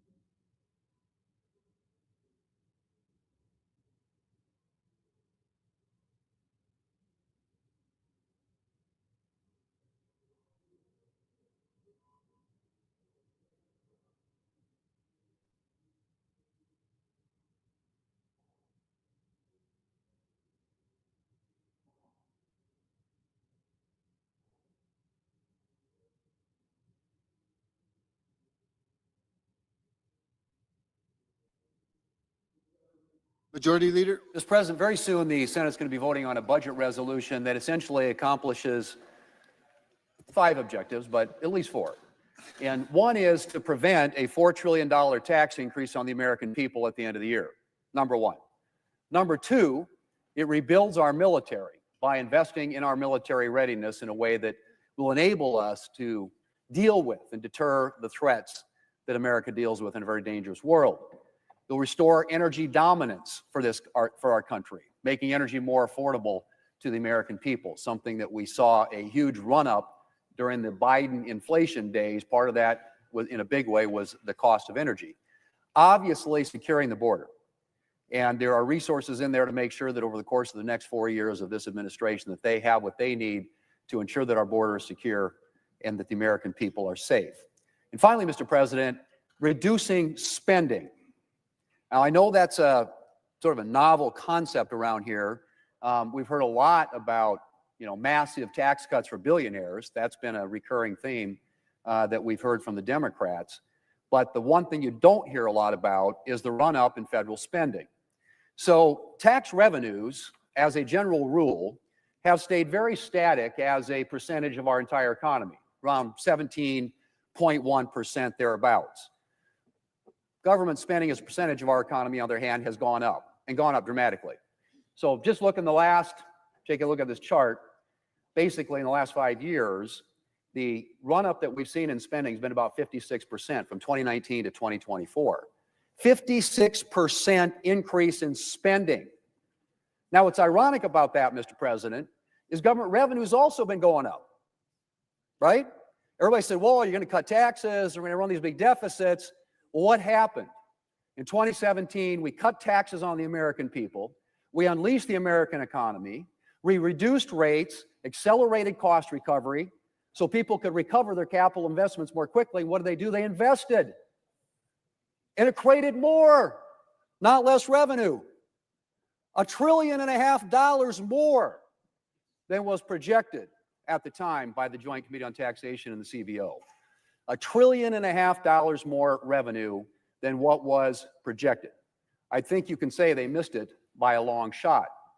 Well, this time around, we've seen estimates, and Senator Graham, Senator Crapo were down here earlier today, suggesting that the Council of Economic Advisors prediction is that you will see revenue increase by about $4 trillion by making the 2017 tax law permanent. So what we have, Mr. President, the reason we're running these big deficits isn't because we tax too little, it's because we spend too much. That's the delta. Tax revenues have gone up, and gone up consistently over time, particularly since 2017. What's gone up a lot faster, as I said, is government spending. And so we have this deficit, and the way we're going to have to deal with that is to get more growth in the economy, generate more revenue, because when the economy is growing and expanding, it's creating jobs, people are working, they're taking realizations, and they're paying more taxes. And that's what happens when you reduce taxes. And that's why it's so important that we extend and make permanent the 2017 tax law. This is what we're talking about here today. This is what this conversation, frankly, is all about. Now, Mr. President, one of the things that has been interesting in this debate, because I heard lots of conversation from my colleagues on the other side about massive new tax cuts for billionaires. But let me tell you what, if you vote against this budget resolution, you will be voting for. You will be voting for a $4 trillion tax increase on our economy and on the American people. Of that $4 trillion tax increase, $2.6 trillion will fall on people who make less than $400,000 a year. Something that Joe Biden, and I think pretty much every Senate Democrat, pledged not to do. Well, how does that happen, you ask? Well, here's what happens. In 2017, when we passed the Tax Cuts and Jobs Act, one of the features of that bill was a doubling of the child tax credit from $1,000 to $2,000. It also had a near doubling of the standard deduction, and it had a lowering of rates. It had multiple ways in which working families in this country would benefit. If we don't extend the tax relief before the end of the year, $2.6 trillion of that tax increase falls on people making less than $400,000 a year. Now, I've heard the Democrats' own presidential candidate said last year, and I quote, "We cannot, and I will not, raise taxes on anyone making less than $400,000 a year." That was Vice President Harris, who was running for president. President Biden made the same promise, as did the current Democrat leader. And when the Democrats were considering their so-called Inflation Reduction Act, which perhaps more aptly could have been titled "Do Nothing About Inflation Act," the Democrat leader repeatedly emphasized the Democrats would not be raising taxes on anyone making less than $400,000 a year. Well, that's it. That's what you're doing. Because this tax increase is going to hit American families. 2.6 trillion of it is going to hit families making less than $400,000 a year. So you cut the child tax credit. Let's say you have 4 kids in this country. Now, the tax credit, child tax credit, is a direct credit against tax liability, meaning it's a dollar for dollar reduction in tax liability if you have a tax liability that exceeds the amount of the credit. So let's say you have 4 kids. Today it's $2,000. Well, if we don't move to extend this tax relief by the end of the year, that $1,000 is going to be from $8,000 down to $4,000, $2,000 per child down to $1,000 per child, and that family's taxes are going to go up by about $4,000. Now, if they don't have that big of a tax liability, there's a refundability component, and we can have a conversation about the merits of that, but that means they're going to be getting a payment or not, and probably not, because cutting that child tax credit back to $1,000 is going to fall largely on people who have families in this country. Same thing with the standard deduction. It will be cut nearly in half. And the interesting thing about that, Mr. President, is when we made that change back in 2017, fewer people started itemizing, more people started taking the standard deduction because the standard deduction was about $30,000 a year. Well, what happens if we don't extend this tax relief? That $30,000 goes back down to about $15,000 a year.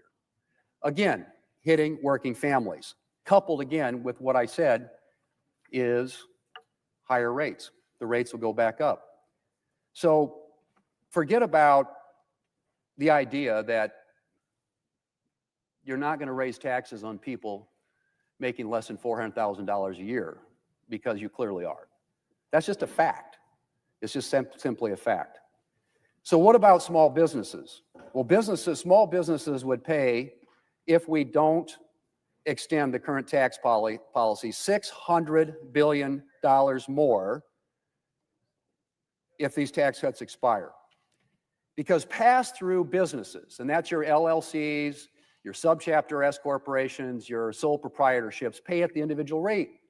The rates would go back up, and we put a feature in that bill called 199A. It was a 20% deduction for pass-through businesses. That also goes away. So small businesses are going to pay $600,000 more per year, or I should say, or $600 billion more throughout the course of this tax policy if we don't do something to extend it. So you lose 199A, you lose the lower rates that come with it if you're a small business, and you'll see a lot less investment in our economy. Now, as I mentioned in 2017, 2 of the objectives on that, particularly on the business side, were to lower rates and to allow for faster cost recovery and to grow the economy. And it did. It worked. The economy over the past 7 years grew, if you can believe this, 5.4% more than what CBO had projected in 2017 prior to the passage of the Tax Cuts and Jobs Act. Well, what did that mean? It meant a 50-year low for unemployment, record low poverty, high median household income, a narrowing of the income disparity gap in this country. So, Mr. President, what about deficits? As I said before, by any objective metric, revenues dramatically exceeded what was predicted in 2017 about what the effect of the Tax Cuts and Jobs Act would be. Now, revenues, as I mentioned, you look at this chart again, on average about 17% as a percentage of our economy. Unfortunately, spending as a percentage of our economy, which as recently as a decade ago was about 20%, is now over 23% and growing to 24 to 25%. And part of that is all the new spending that was associated with things like, for example, the IRA. So the inflation, so-called Inflation Reduction Act, there were some provisions in there, some energy provisions, for example, that at the time were scored to cost about a little over $200 billion. Today, they're actually over $1 trillion, so CBO missed that one by about 400%. And as I said earlier, the Council of Economic Advisors projects a $4.1 trillion increase in revenue from extending the 2017 law. So could it be that the run-up in deficits happened because of the last two Democrat reconciliation bills? Or perhaps some other things that they have done along the way, like the $250 billion in SNAP increase, almost, as I said, without any approval from Congress, something that my colleagues on the other side have talked about, how this executive branch has, ignored the will of Congress. Well, that was a $250 billion increase without approval from Congress. Then you had the student loan forgiveness program. And as you recall, student loans, that program was used as a pay-for back in a reconciliation bill the Democrats did back in 2010. And when they did that, many of us predicted that they would go ahead and use it to forgive student loans. So student loan now forgiveness, which is subject to court action, resulted in several $100 billion of additional spending not approved by the Congress. But that particular move got no pushback from anybody on this side of the aisle, not a peep. Hundreds of billions of dollars of spending by use of executive power. And what I've concluded from all this is that my colleagues on the other side talk a lot about misuse or abuse, if you will, of executive power, but that's not the issue. It's how the executive power is used. And if it's used in a way that you agree with, which it was in both of those examples I just mentioned, then you're fine with use of executive power. Like I said, didn't hear a peep from people over here when that was done. Now, my colleagues, both Senator Graham and Senator Crapo, talked about the use of a current policy baseline. So in 2012, the Obama White House came up with something called the alternative fiscal scenario when it came time to extend the Bush tax cuts. And that was about a $4 trillion use of the alternative fiscal scenario. Translation, current policy baseline. There are 18 Democrats still here in the Senate today who voted for that, for use of that baseline. And Mr. President, I would simply say that when it comes to extending tax relief, there's always a reluctance by my colleagues on the other side of the aisle. When it comes to new spending, they embrace that idea. We have a different view. We have different views of government. And the use of reconciliation, which is what this is about, the budget resolution opens the door to reconciliation, is in many respects a great example of the contrast in how we view this. The Democrats view reconciliation as a way to grow government, increase spending, new programs. The ARPA bill was about $2 trillion in spending. The IRA was about $1 trillion in spending. Both were used by the Democrats through a budget resolution and reconciliation to increase spending. Republicans, a lot of times, and we did in 2017, used it to reduce taxes and to reform the tax code, which was desperately needed. But as a consequence of that, as I said, we got not less revenue, but more, $1.5 trillion more than was predicted at the time. And on the other side of the equation, when it comes to spending, the estimators, the so-called referees, tend to underestimate how much things are going to cost. Example, the so-called Inflation Reduction Act. But the bottom line in all this, Madam President, is that we need to address a lot of concerns in this country, many of which are dealt with in this budget reconciliation or this budget resolution and ultimately the budget reconciliation bill. But one of the most important ones is this number right here. The deficits that continue to grow over time as a result not of too little revenue, which continues to increase over time, but of dramatically increased spending. That's the issue. And my colleagues here on this side of the aisle believe that you get at that by bending the curve down on the spending side, and on the tax, regulatory, energy side, pro-growth policies, particularly making permanent the tax policy that was passed in 2017, that will unleash investment in America and which will lead ultimately not only to better paying jobs, lower unemployment, hopefully a narrowing of the income disparity that we have in this country, but also, interestingly enough, higher government revenues. That's what this is all about, whether you want to vote for extending the tax policy and avoiding a $4 trillion tax increase, or whether you want to vote in favor of this resolution and make sure that the 2017 tax policy that was passed is extended permanently and that it unleashes the American economy in a way that will continue not only to create those better paying jobs, but also make this deficit picture look a lot smaller by comparison, coupled with significant reductions in spending.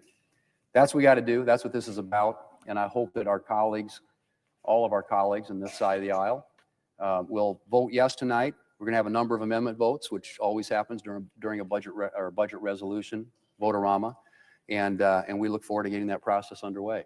So let's let the voting begin. Thank you, Madam President.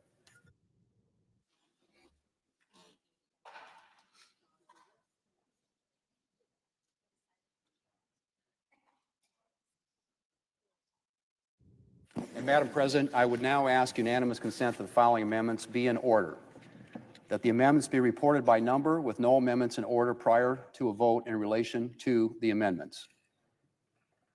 Number 1, Sullivan, number 2035. Number 2, Merkley, number 1758. Number 3, Reed, number 1645. Number 4, Lujan, number 1726.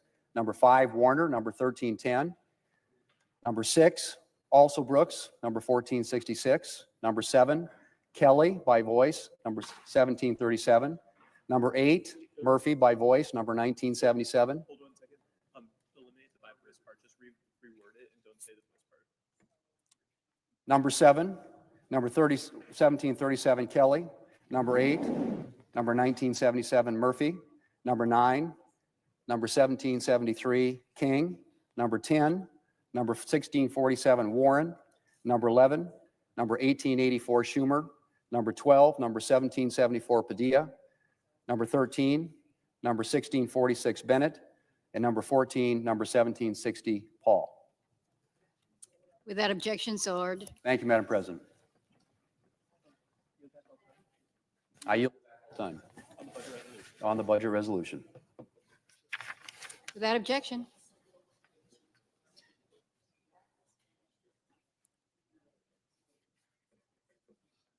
Madam President. Senator from Alaska. Madam President, I call it my amendment number 2035 and ask that it be reported by number.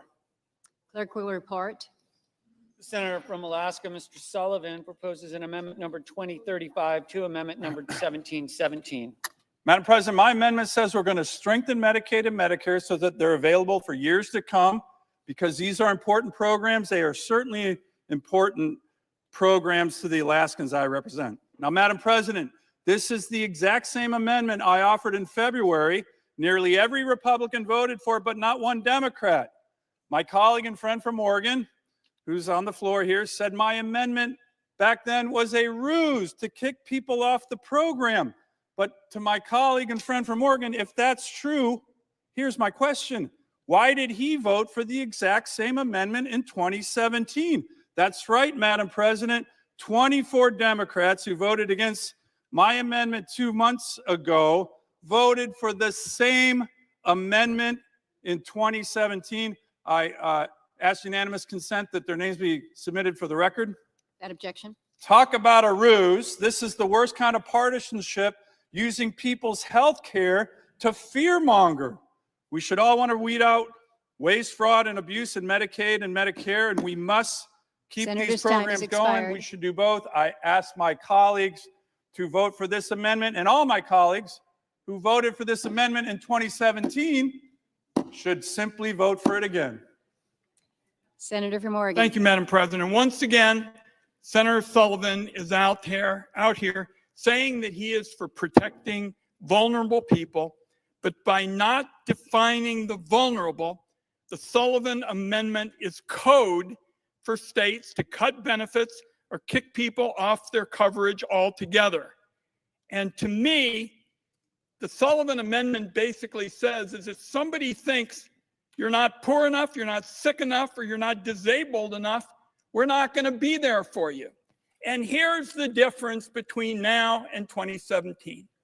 We learned during the pandemic how important expanded Medicaid is to vulnerable people.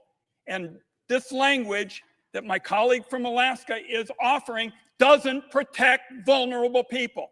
So I urge my colleagues strongly to oppose it. The question is on the amendment. Is there sufficient second? There appears to be. The clerk will call the roll. Ms. Alsobrooks, Ms. Baldwin, Mr. Banks, Mr. Barrasso, Mr. Bennett, Mrs. Blackburn, Mr. Blumenthal, Ms. Blunt Rochester,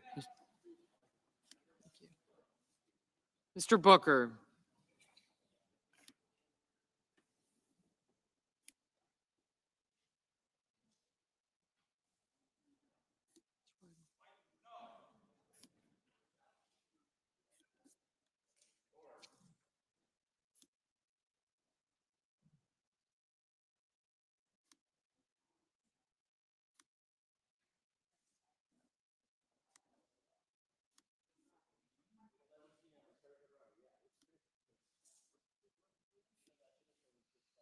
Mr. Bozeman, Mrs. Britt, Mr. Budd, Ms. Cantwell, Mrs. Capito, Mr. Cassidy, Ms. Collins,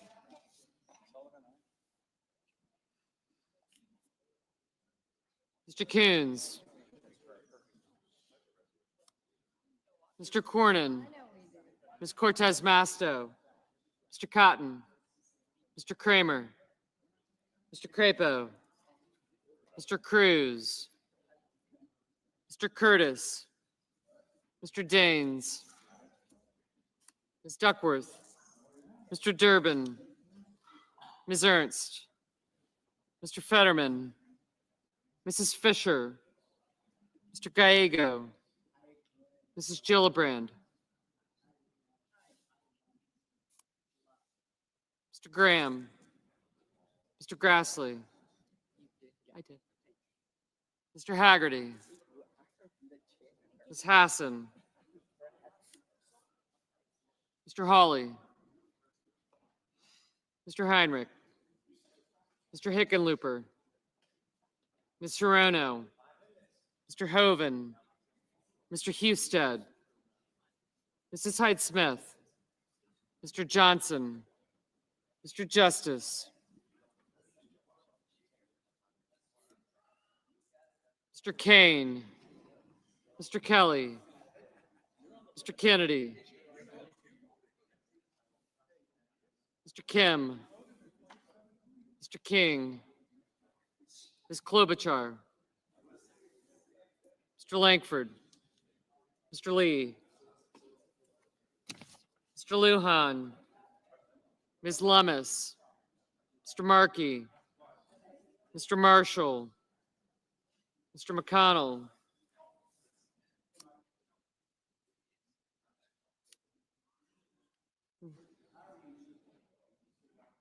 Mr. McConnell, Mr. McCormick, Mr. Merkley, Mrs. Moody, Mr. Moran, Mr. Marino, Mr. Mullen, Ms. Murkowski, Mr. Murphy, Mrs. Murray, Mr. Ossoff, Mr. Padilla, Mr. Paul, Mr. Peters, Mr. Reed, Mr. Ricketts, Mr. Risch, Ms. Rosen, Mr. Rounds,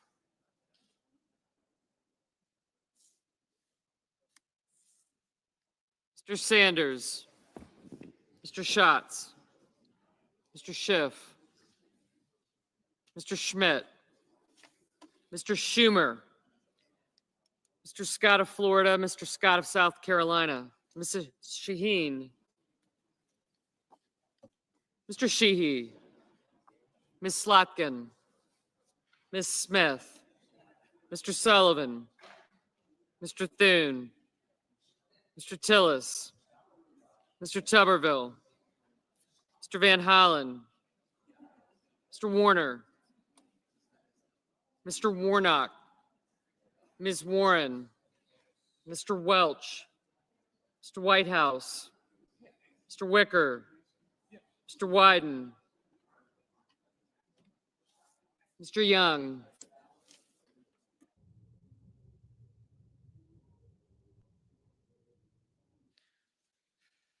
Senators voting in the affirmative: Cassidy, Collins, Cornyn, Cotton, Kramer, Daines, Ernst, Fisher, Graham, Grassley, Hawley, Marino, Murkowski, Sheehy, Sullivan, and Thune. I said his name. Mr. Marshall, aye.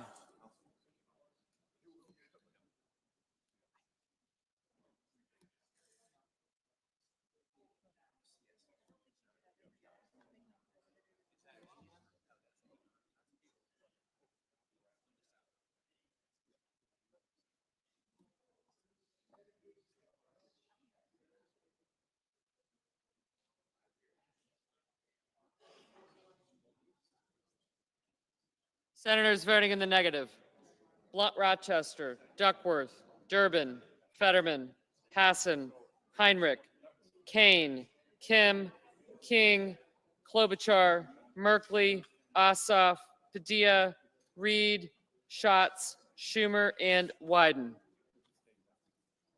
Mr. Tillis, aye.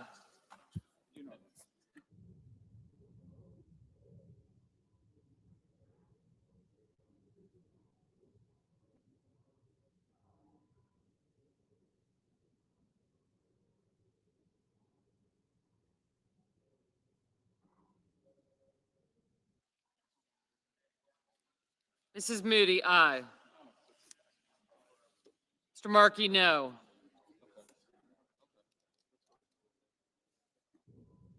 Mr. Kelly, no.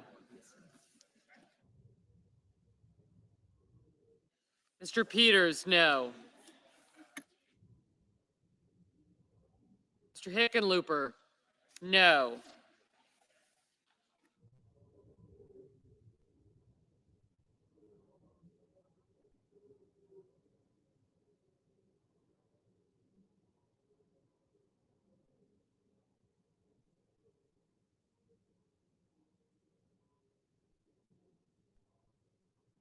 Mrs. Blackburn, aye.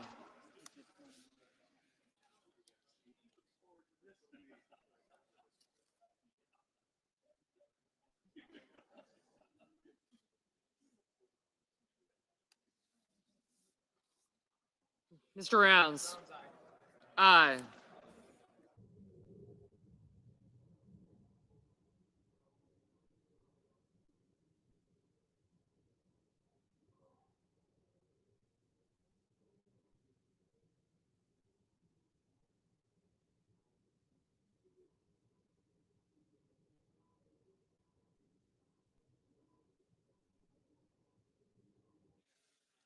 Mr. Schiff, no. Ms. Smith, no.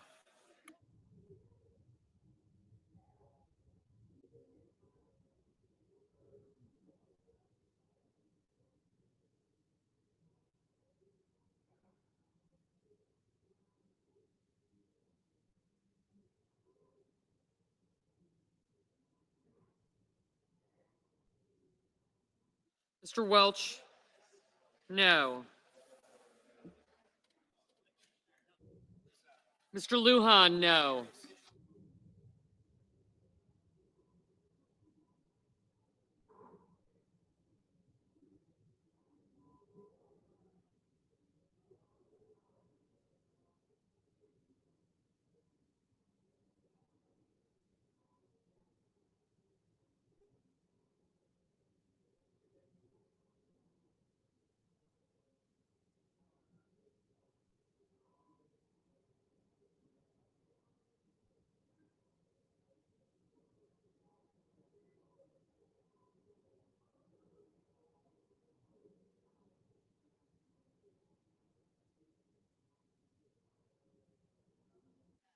Ms. Baldwin, no. Oh.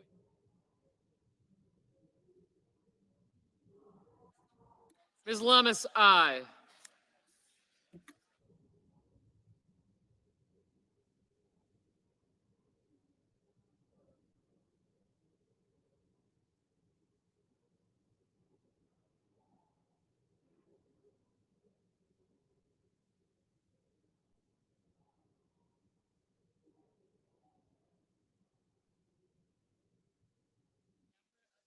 Mr. Warner, no.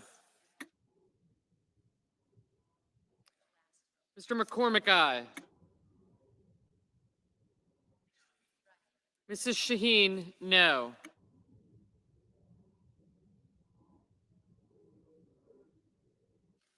Mr. Blumenthal, no.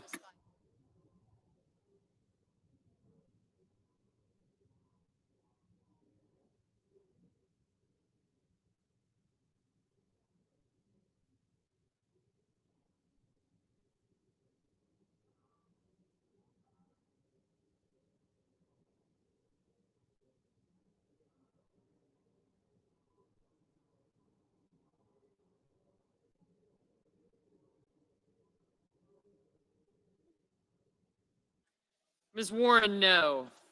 Mr. Booker, no. Mr. Bennett, no.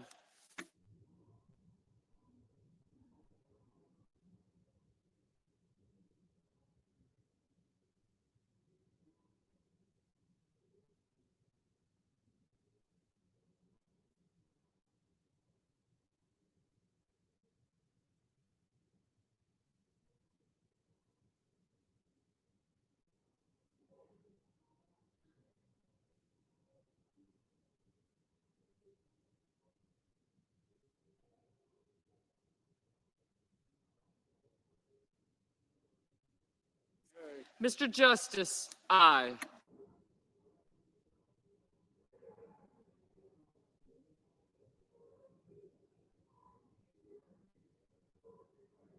Ms. Rosen, no.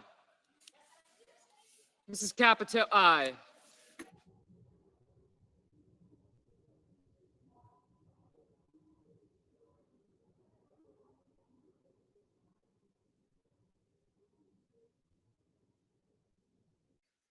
Mr. Barrasso, aye.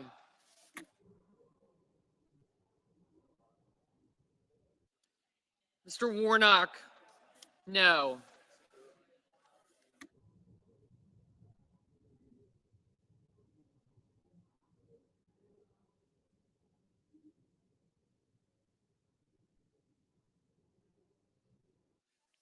Mr. Wicker, aye.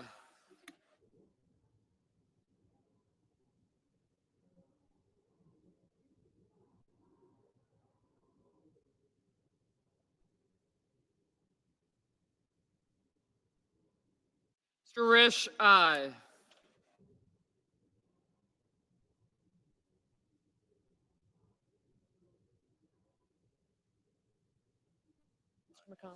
Mr. McConnell, aye.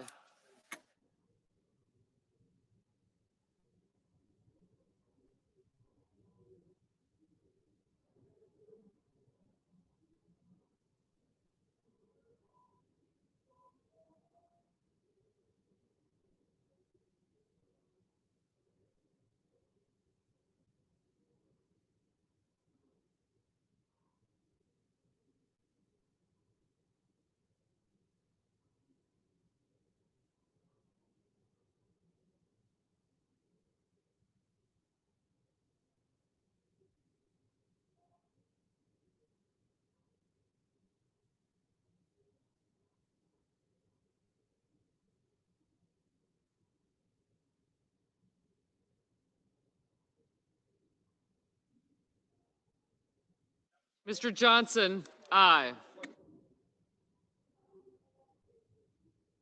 Mr. Whitehouse, no.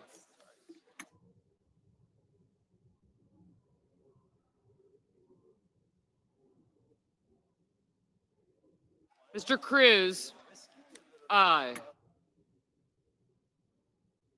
Ms. Hirono, no.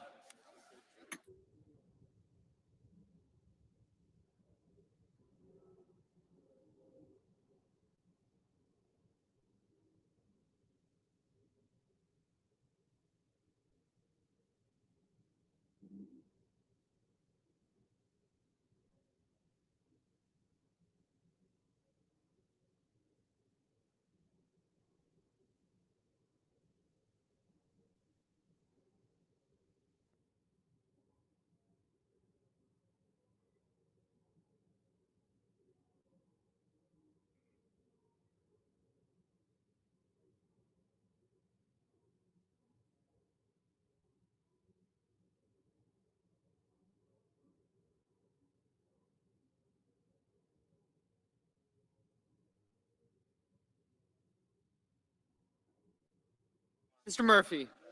No.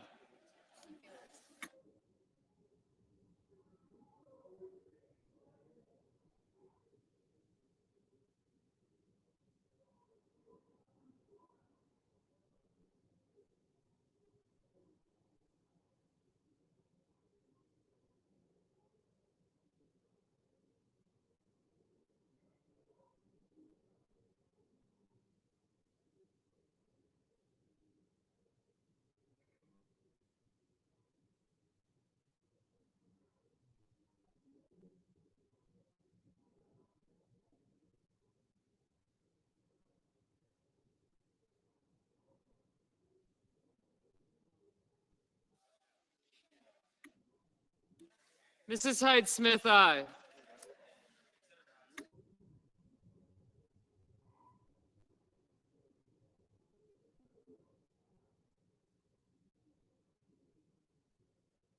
Mr. Moran? Aye.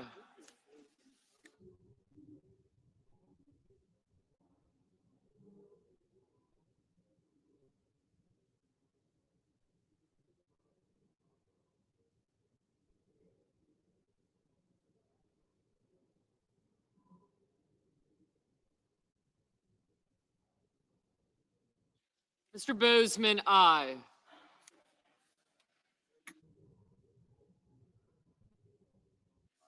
Mr. Haggerty, aye. Mr. Kramer? Aye.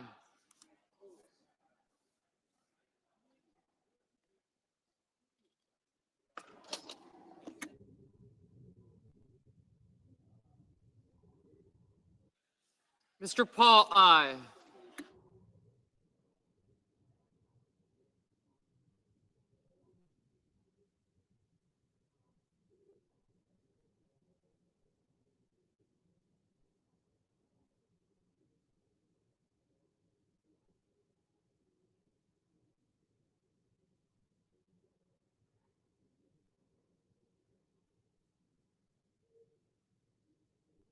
Ms. Also Brooks, no.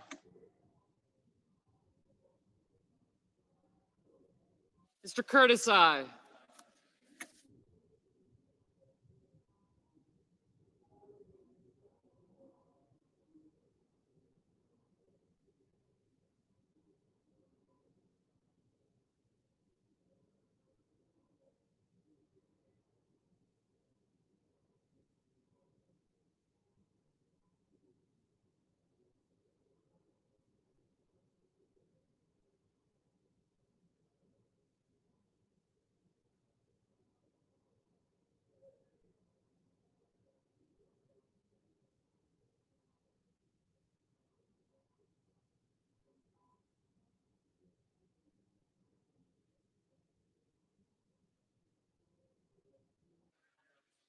Ms. Cortez Masto, no.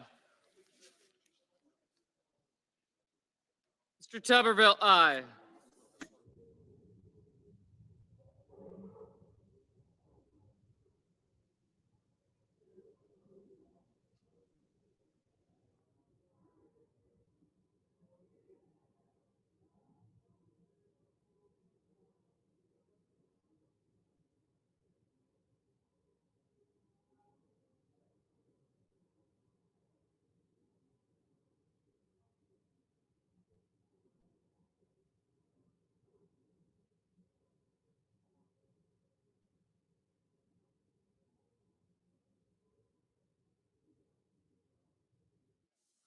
Mr. Lee, no.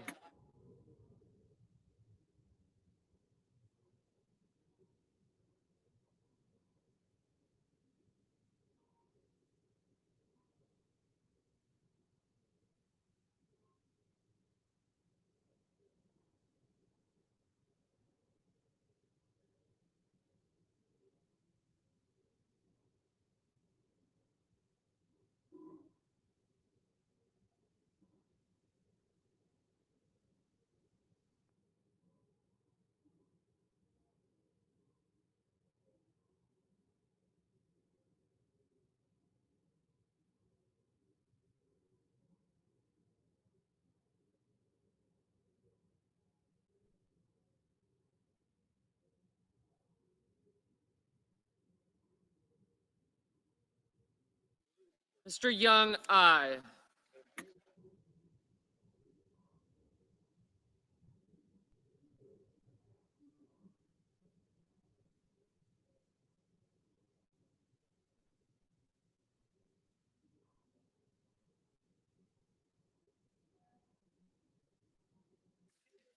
Mr. Curtis?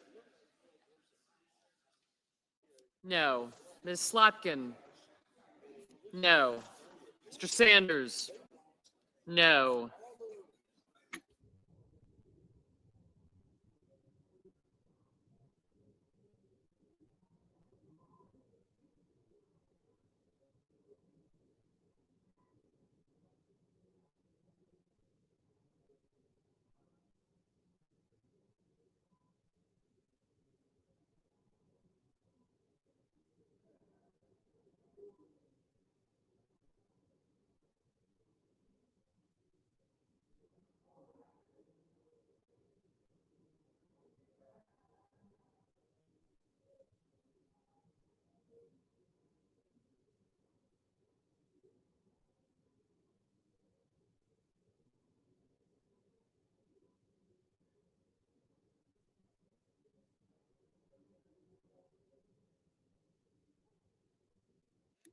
Mr. Langford, aye.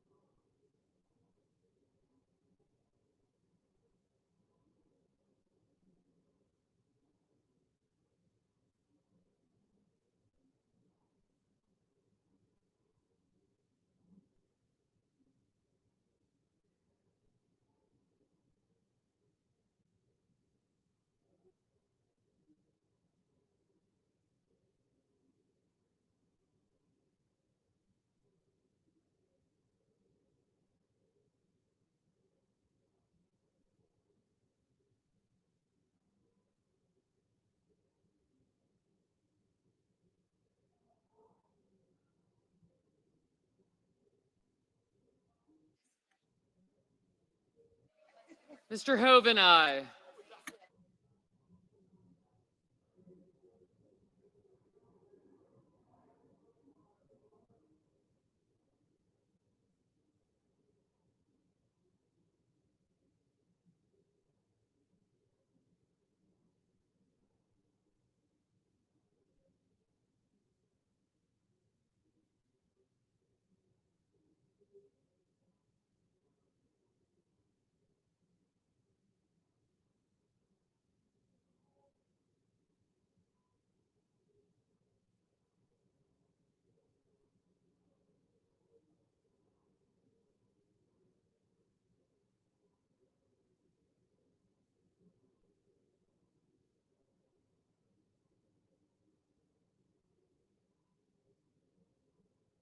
Mr. Gallego, no.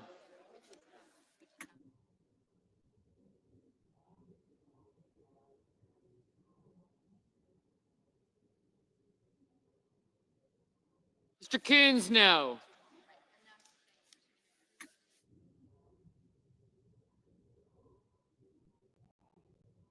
Mr. Budd, aye.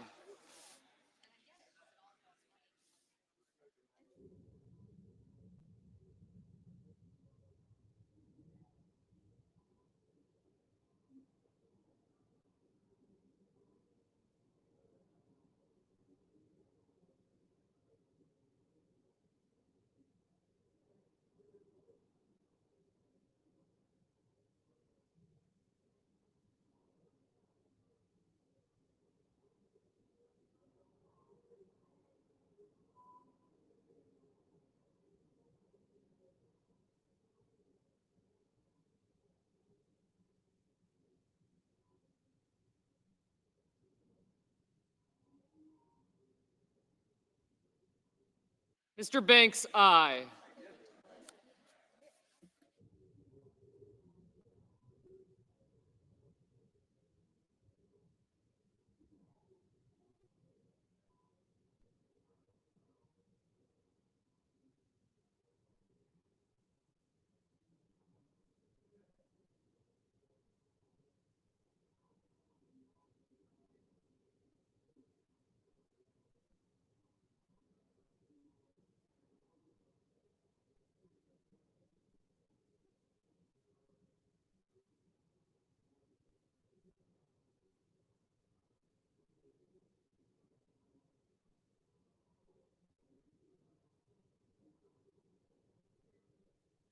Mr. Scott of Florida, aye.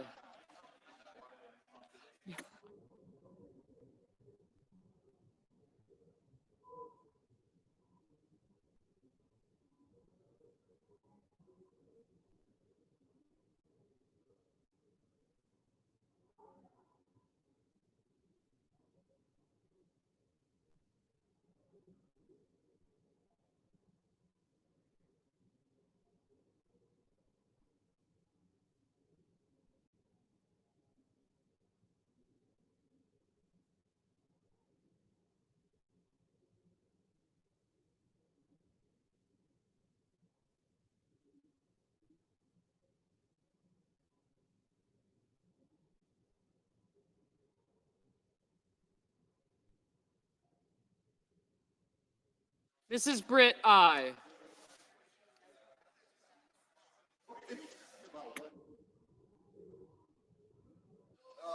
Mr. Schmidt, aye. Mr. Husted, aye. Mr. Ricketts, aye.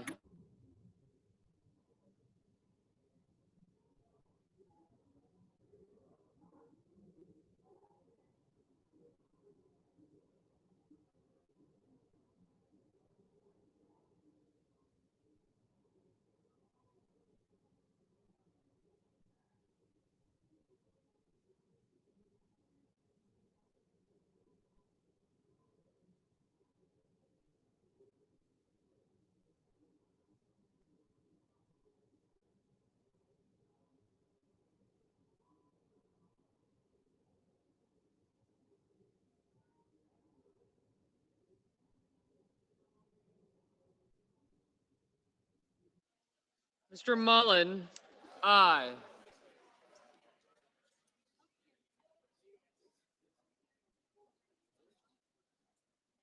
There we go.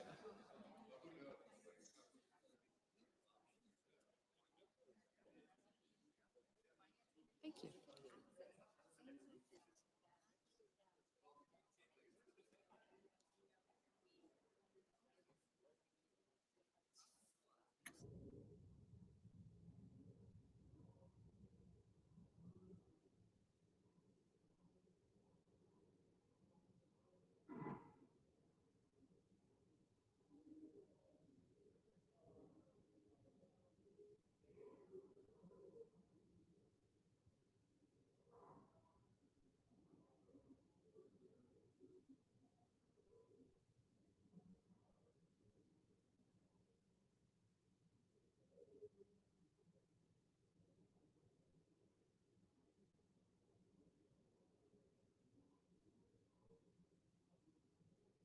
Mrs. Gillibrand, no.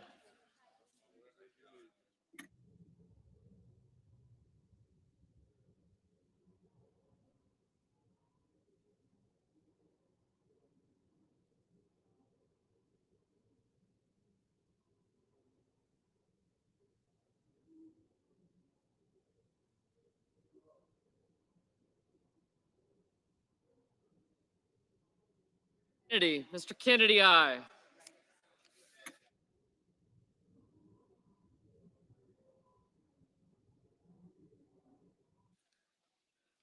Mr. Van Hollen, no.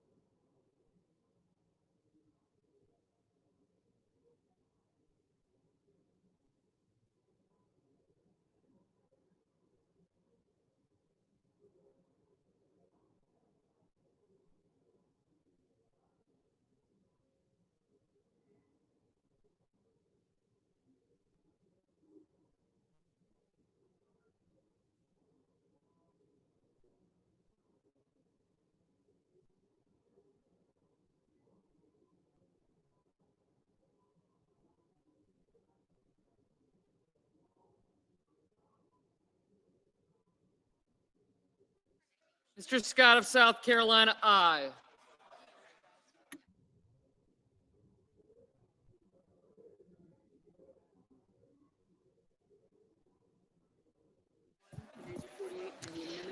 On this vote, the yeas are 51, the nays are 48. The amendment is agreed to. Madam President, The majority leader. Madam President, I would ask that moving The forward, committee will come to order the duration of this bunch of votes be 10 minutes in duration. without objection. We can start voting quickly. Senator from Oregon. Call my amendment 1758 and ask that it be reported by number. The clerk will report. The senator from Oregon, Mr. Merkley, proposes an amendment numbered 1758 to amendment numbered 1717. Colleagues, my good friend from South Carolina compared this bill to balancing the family budget. Well, back in my neighborhood, balancing the budget means you only spend what you earn. It doesn't mean borrowing, and it doesn't mean borrowing $37 trillion and sticking it to the next generation. If you agree that we should work towards balancing our budget, then vote for my amendment. It creates a point of order against any reconciliation bill that by itself would create more debt on America, on the next generation, than all the debt our nation has run up between July 4th, 1776 and today. I reserve the balance of my time. Madam President, Senator from South Carolina. to my good friend from Oregon, you never put a point of order in your own resolution, and we're not going to do it either. If you're really serious about trying to control spending, you need to start controlling spending. Order in the chamber, please. Okay? Senator, proceed. So there are two things we're trying to do here. Set in motion controlling spending by looking at the budget with the eye to reducing spending. We're trying to make the tax cuts permanent because every time we cut taxes, revenue goes up, we just spend too much. So we got a novel idea. We're going to increase revenue by cutting your taxes. We're going to control spending. And that's why they don't like this, because they don't like doing either one of those. Madam President, Senator from what we Oregon. don't like is $37 trillion in new debt foisted onto the next generation. This is throwing fiscal responsibility overboard to the bottom of the sea. We've never had a more fiscally irresponsible bill on the floor of the Senate than this one. Question is on the amendment. Is there a sufficient second? There appears to be. The clerk will call the roll. Ms. Also Brooks.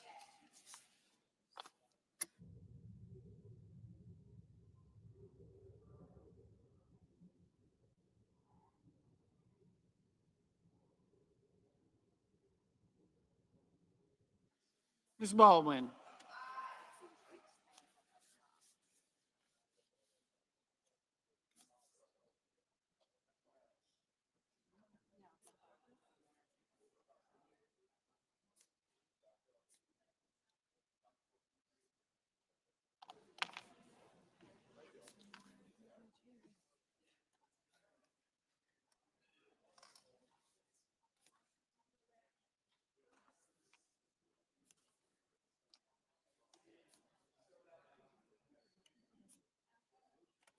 Mr. Banks. Mr. Barrasso, Mr. Bennett, Mrs. Blackburn, Mr. Blumenthal, Ms. Blunt Rochester,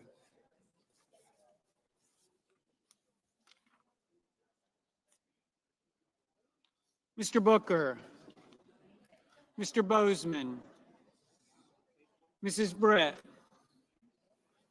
Mr. Budd,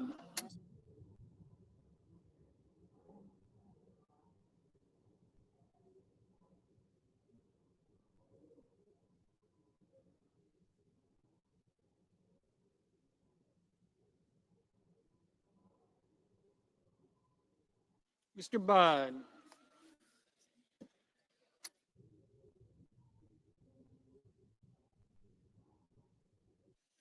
Ms. Cantwell, Mrs. Capito,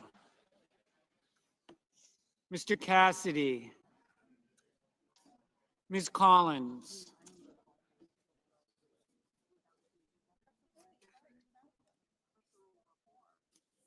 Mr. Coons, Mr. Cornyn, Ms. Cortez Masto, Mr. Cotton, Mr. Kramer,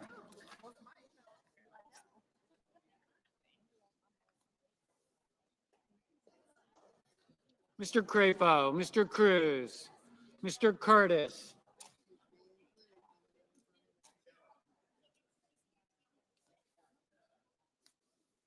Mr. Daines, Ms. Duckworth, Mr. Durbin, Ms. Ernst, Mr. Fetterman, Mrs. Fisher, Mr. Gallego, Mrs. Gillibrand, Mr. Graham, Mr. Grassley,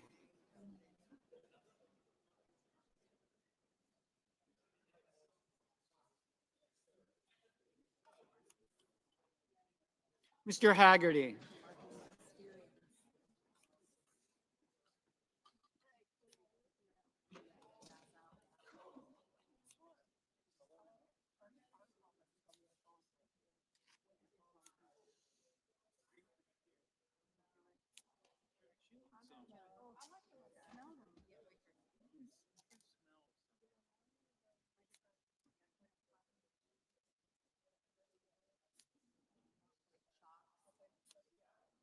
Ms. Hassan, Mr. Hawley, Mr. Heinrich, Mr. Hickenlooper,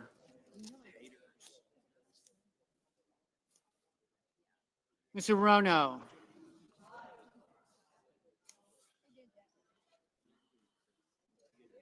Mr. Hoven,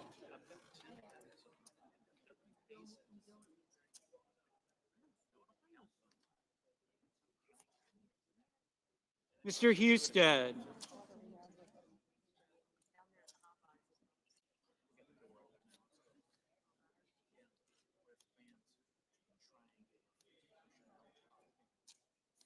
Mrs. Hyde-Smith, Mr. Johnson, Mr. Justice,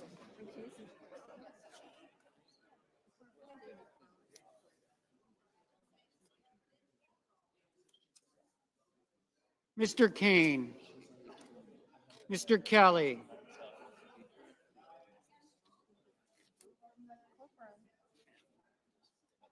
Mr. Kennedy, Mr. Kim, Mr. King,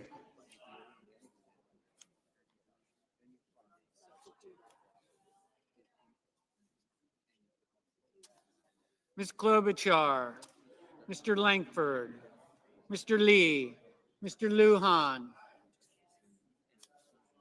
Ms. Lummis,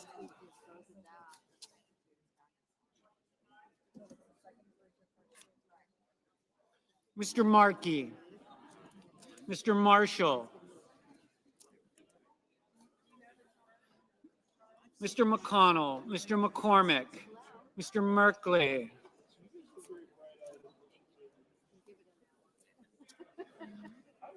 Mrs. Moody, Mr. Moran, Mr. Moreno, Mr. Mullen,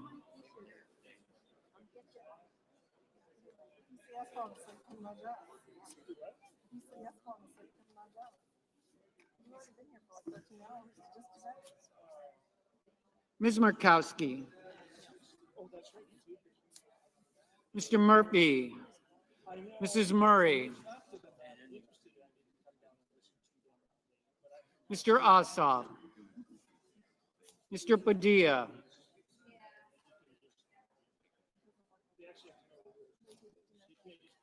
Mr. Paul, Mr. Peters, Mr. Reed, Mr. Ricketts,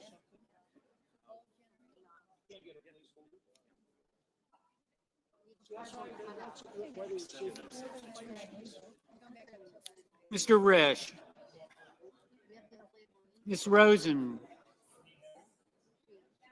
Mr. Rounds, Mr. Sanders, Mr. Schatz, Mr. Schiff,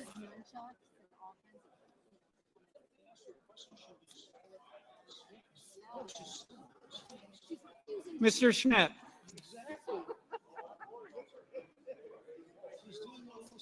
Mr. Schumer, Mr. Scott of Florida, Mr. Scott of South Carolina, Mrs. Shaheen, Mr. Sheehy, Ms. Slotkin, Ms. Smith,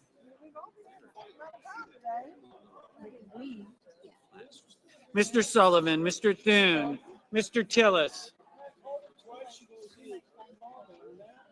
Mr. Tuberville, Mr. Van Hollen,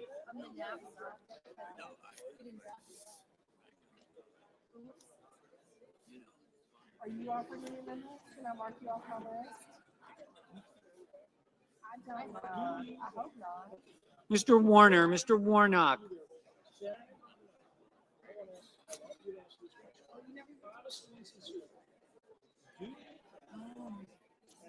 Ms. Warren, I know your dad. Mr. Welch, Mr. Whitehouse,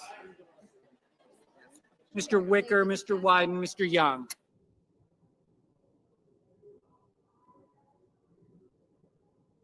Senators voting in the affirmative: Also Brooks, Baldwin, Bennett, Blumenthal, Blunt Rochester, Booker, Coons, Cortez Masto, Durbin, Fetterman, Gallego, Gillibrand, Hassan, Heinrich, Hickenlooper, Hirono, Kelly, Kim, King, Klobuchar, Lujan, Markey, Merkley, Murphy, Ossoff, Padilla, Peters, Reed, Rosen, Sanders, Schatz, Schiff, Schumer, Shaheen, Slotkin, Smith, Warner, Warnock, Warren, Welch, Whitehouse, Wyden.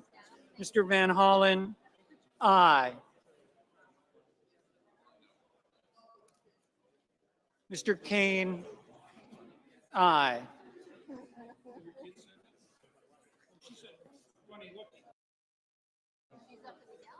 Ms. Cantwell,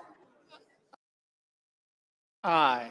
Senators voting in the negative: Banks, Barrasso, Blackburn, Bozeman, Britt, Budd, Capito, Cassidy, Collins, Cotton, Kramer, Crapo, Cruz, Curtis, Ernst, Fisher, Graham, Grassley, Hawley, Hoven, Husted, Hyde-Smith, Johnson, Justice, Kennedy, Lee, Lummis, Marshall, McCormick, Moody, Moreno, Murkowski, Hall, Ricketts, Rounds, Schmidt, Scott of Florida, Scott of South Carolina, Sheehy, Sullivan, Thune, Tuberville, Wicker, Young. Ms. Duckworth, aye.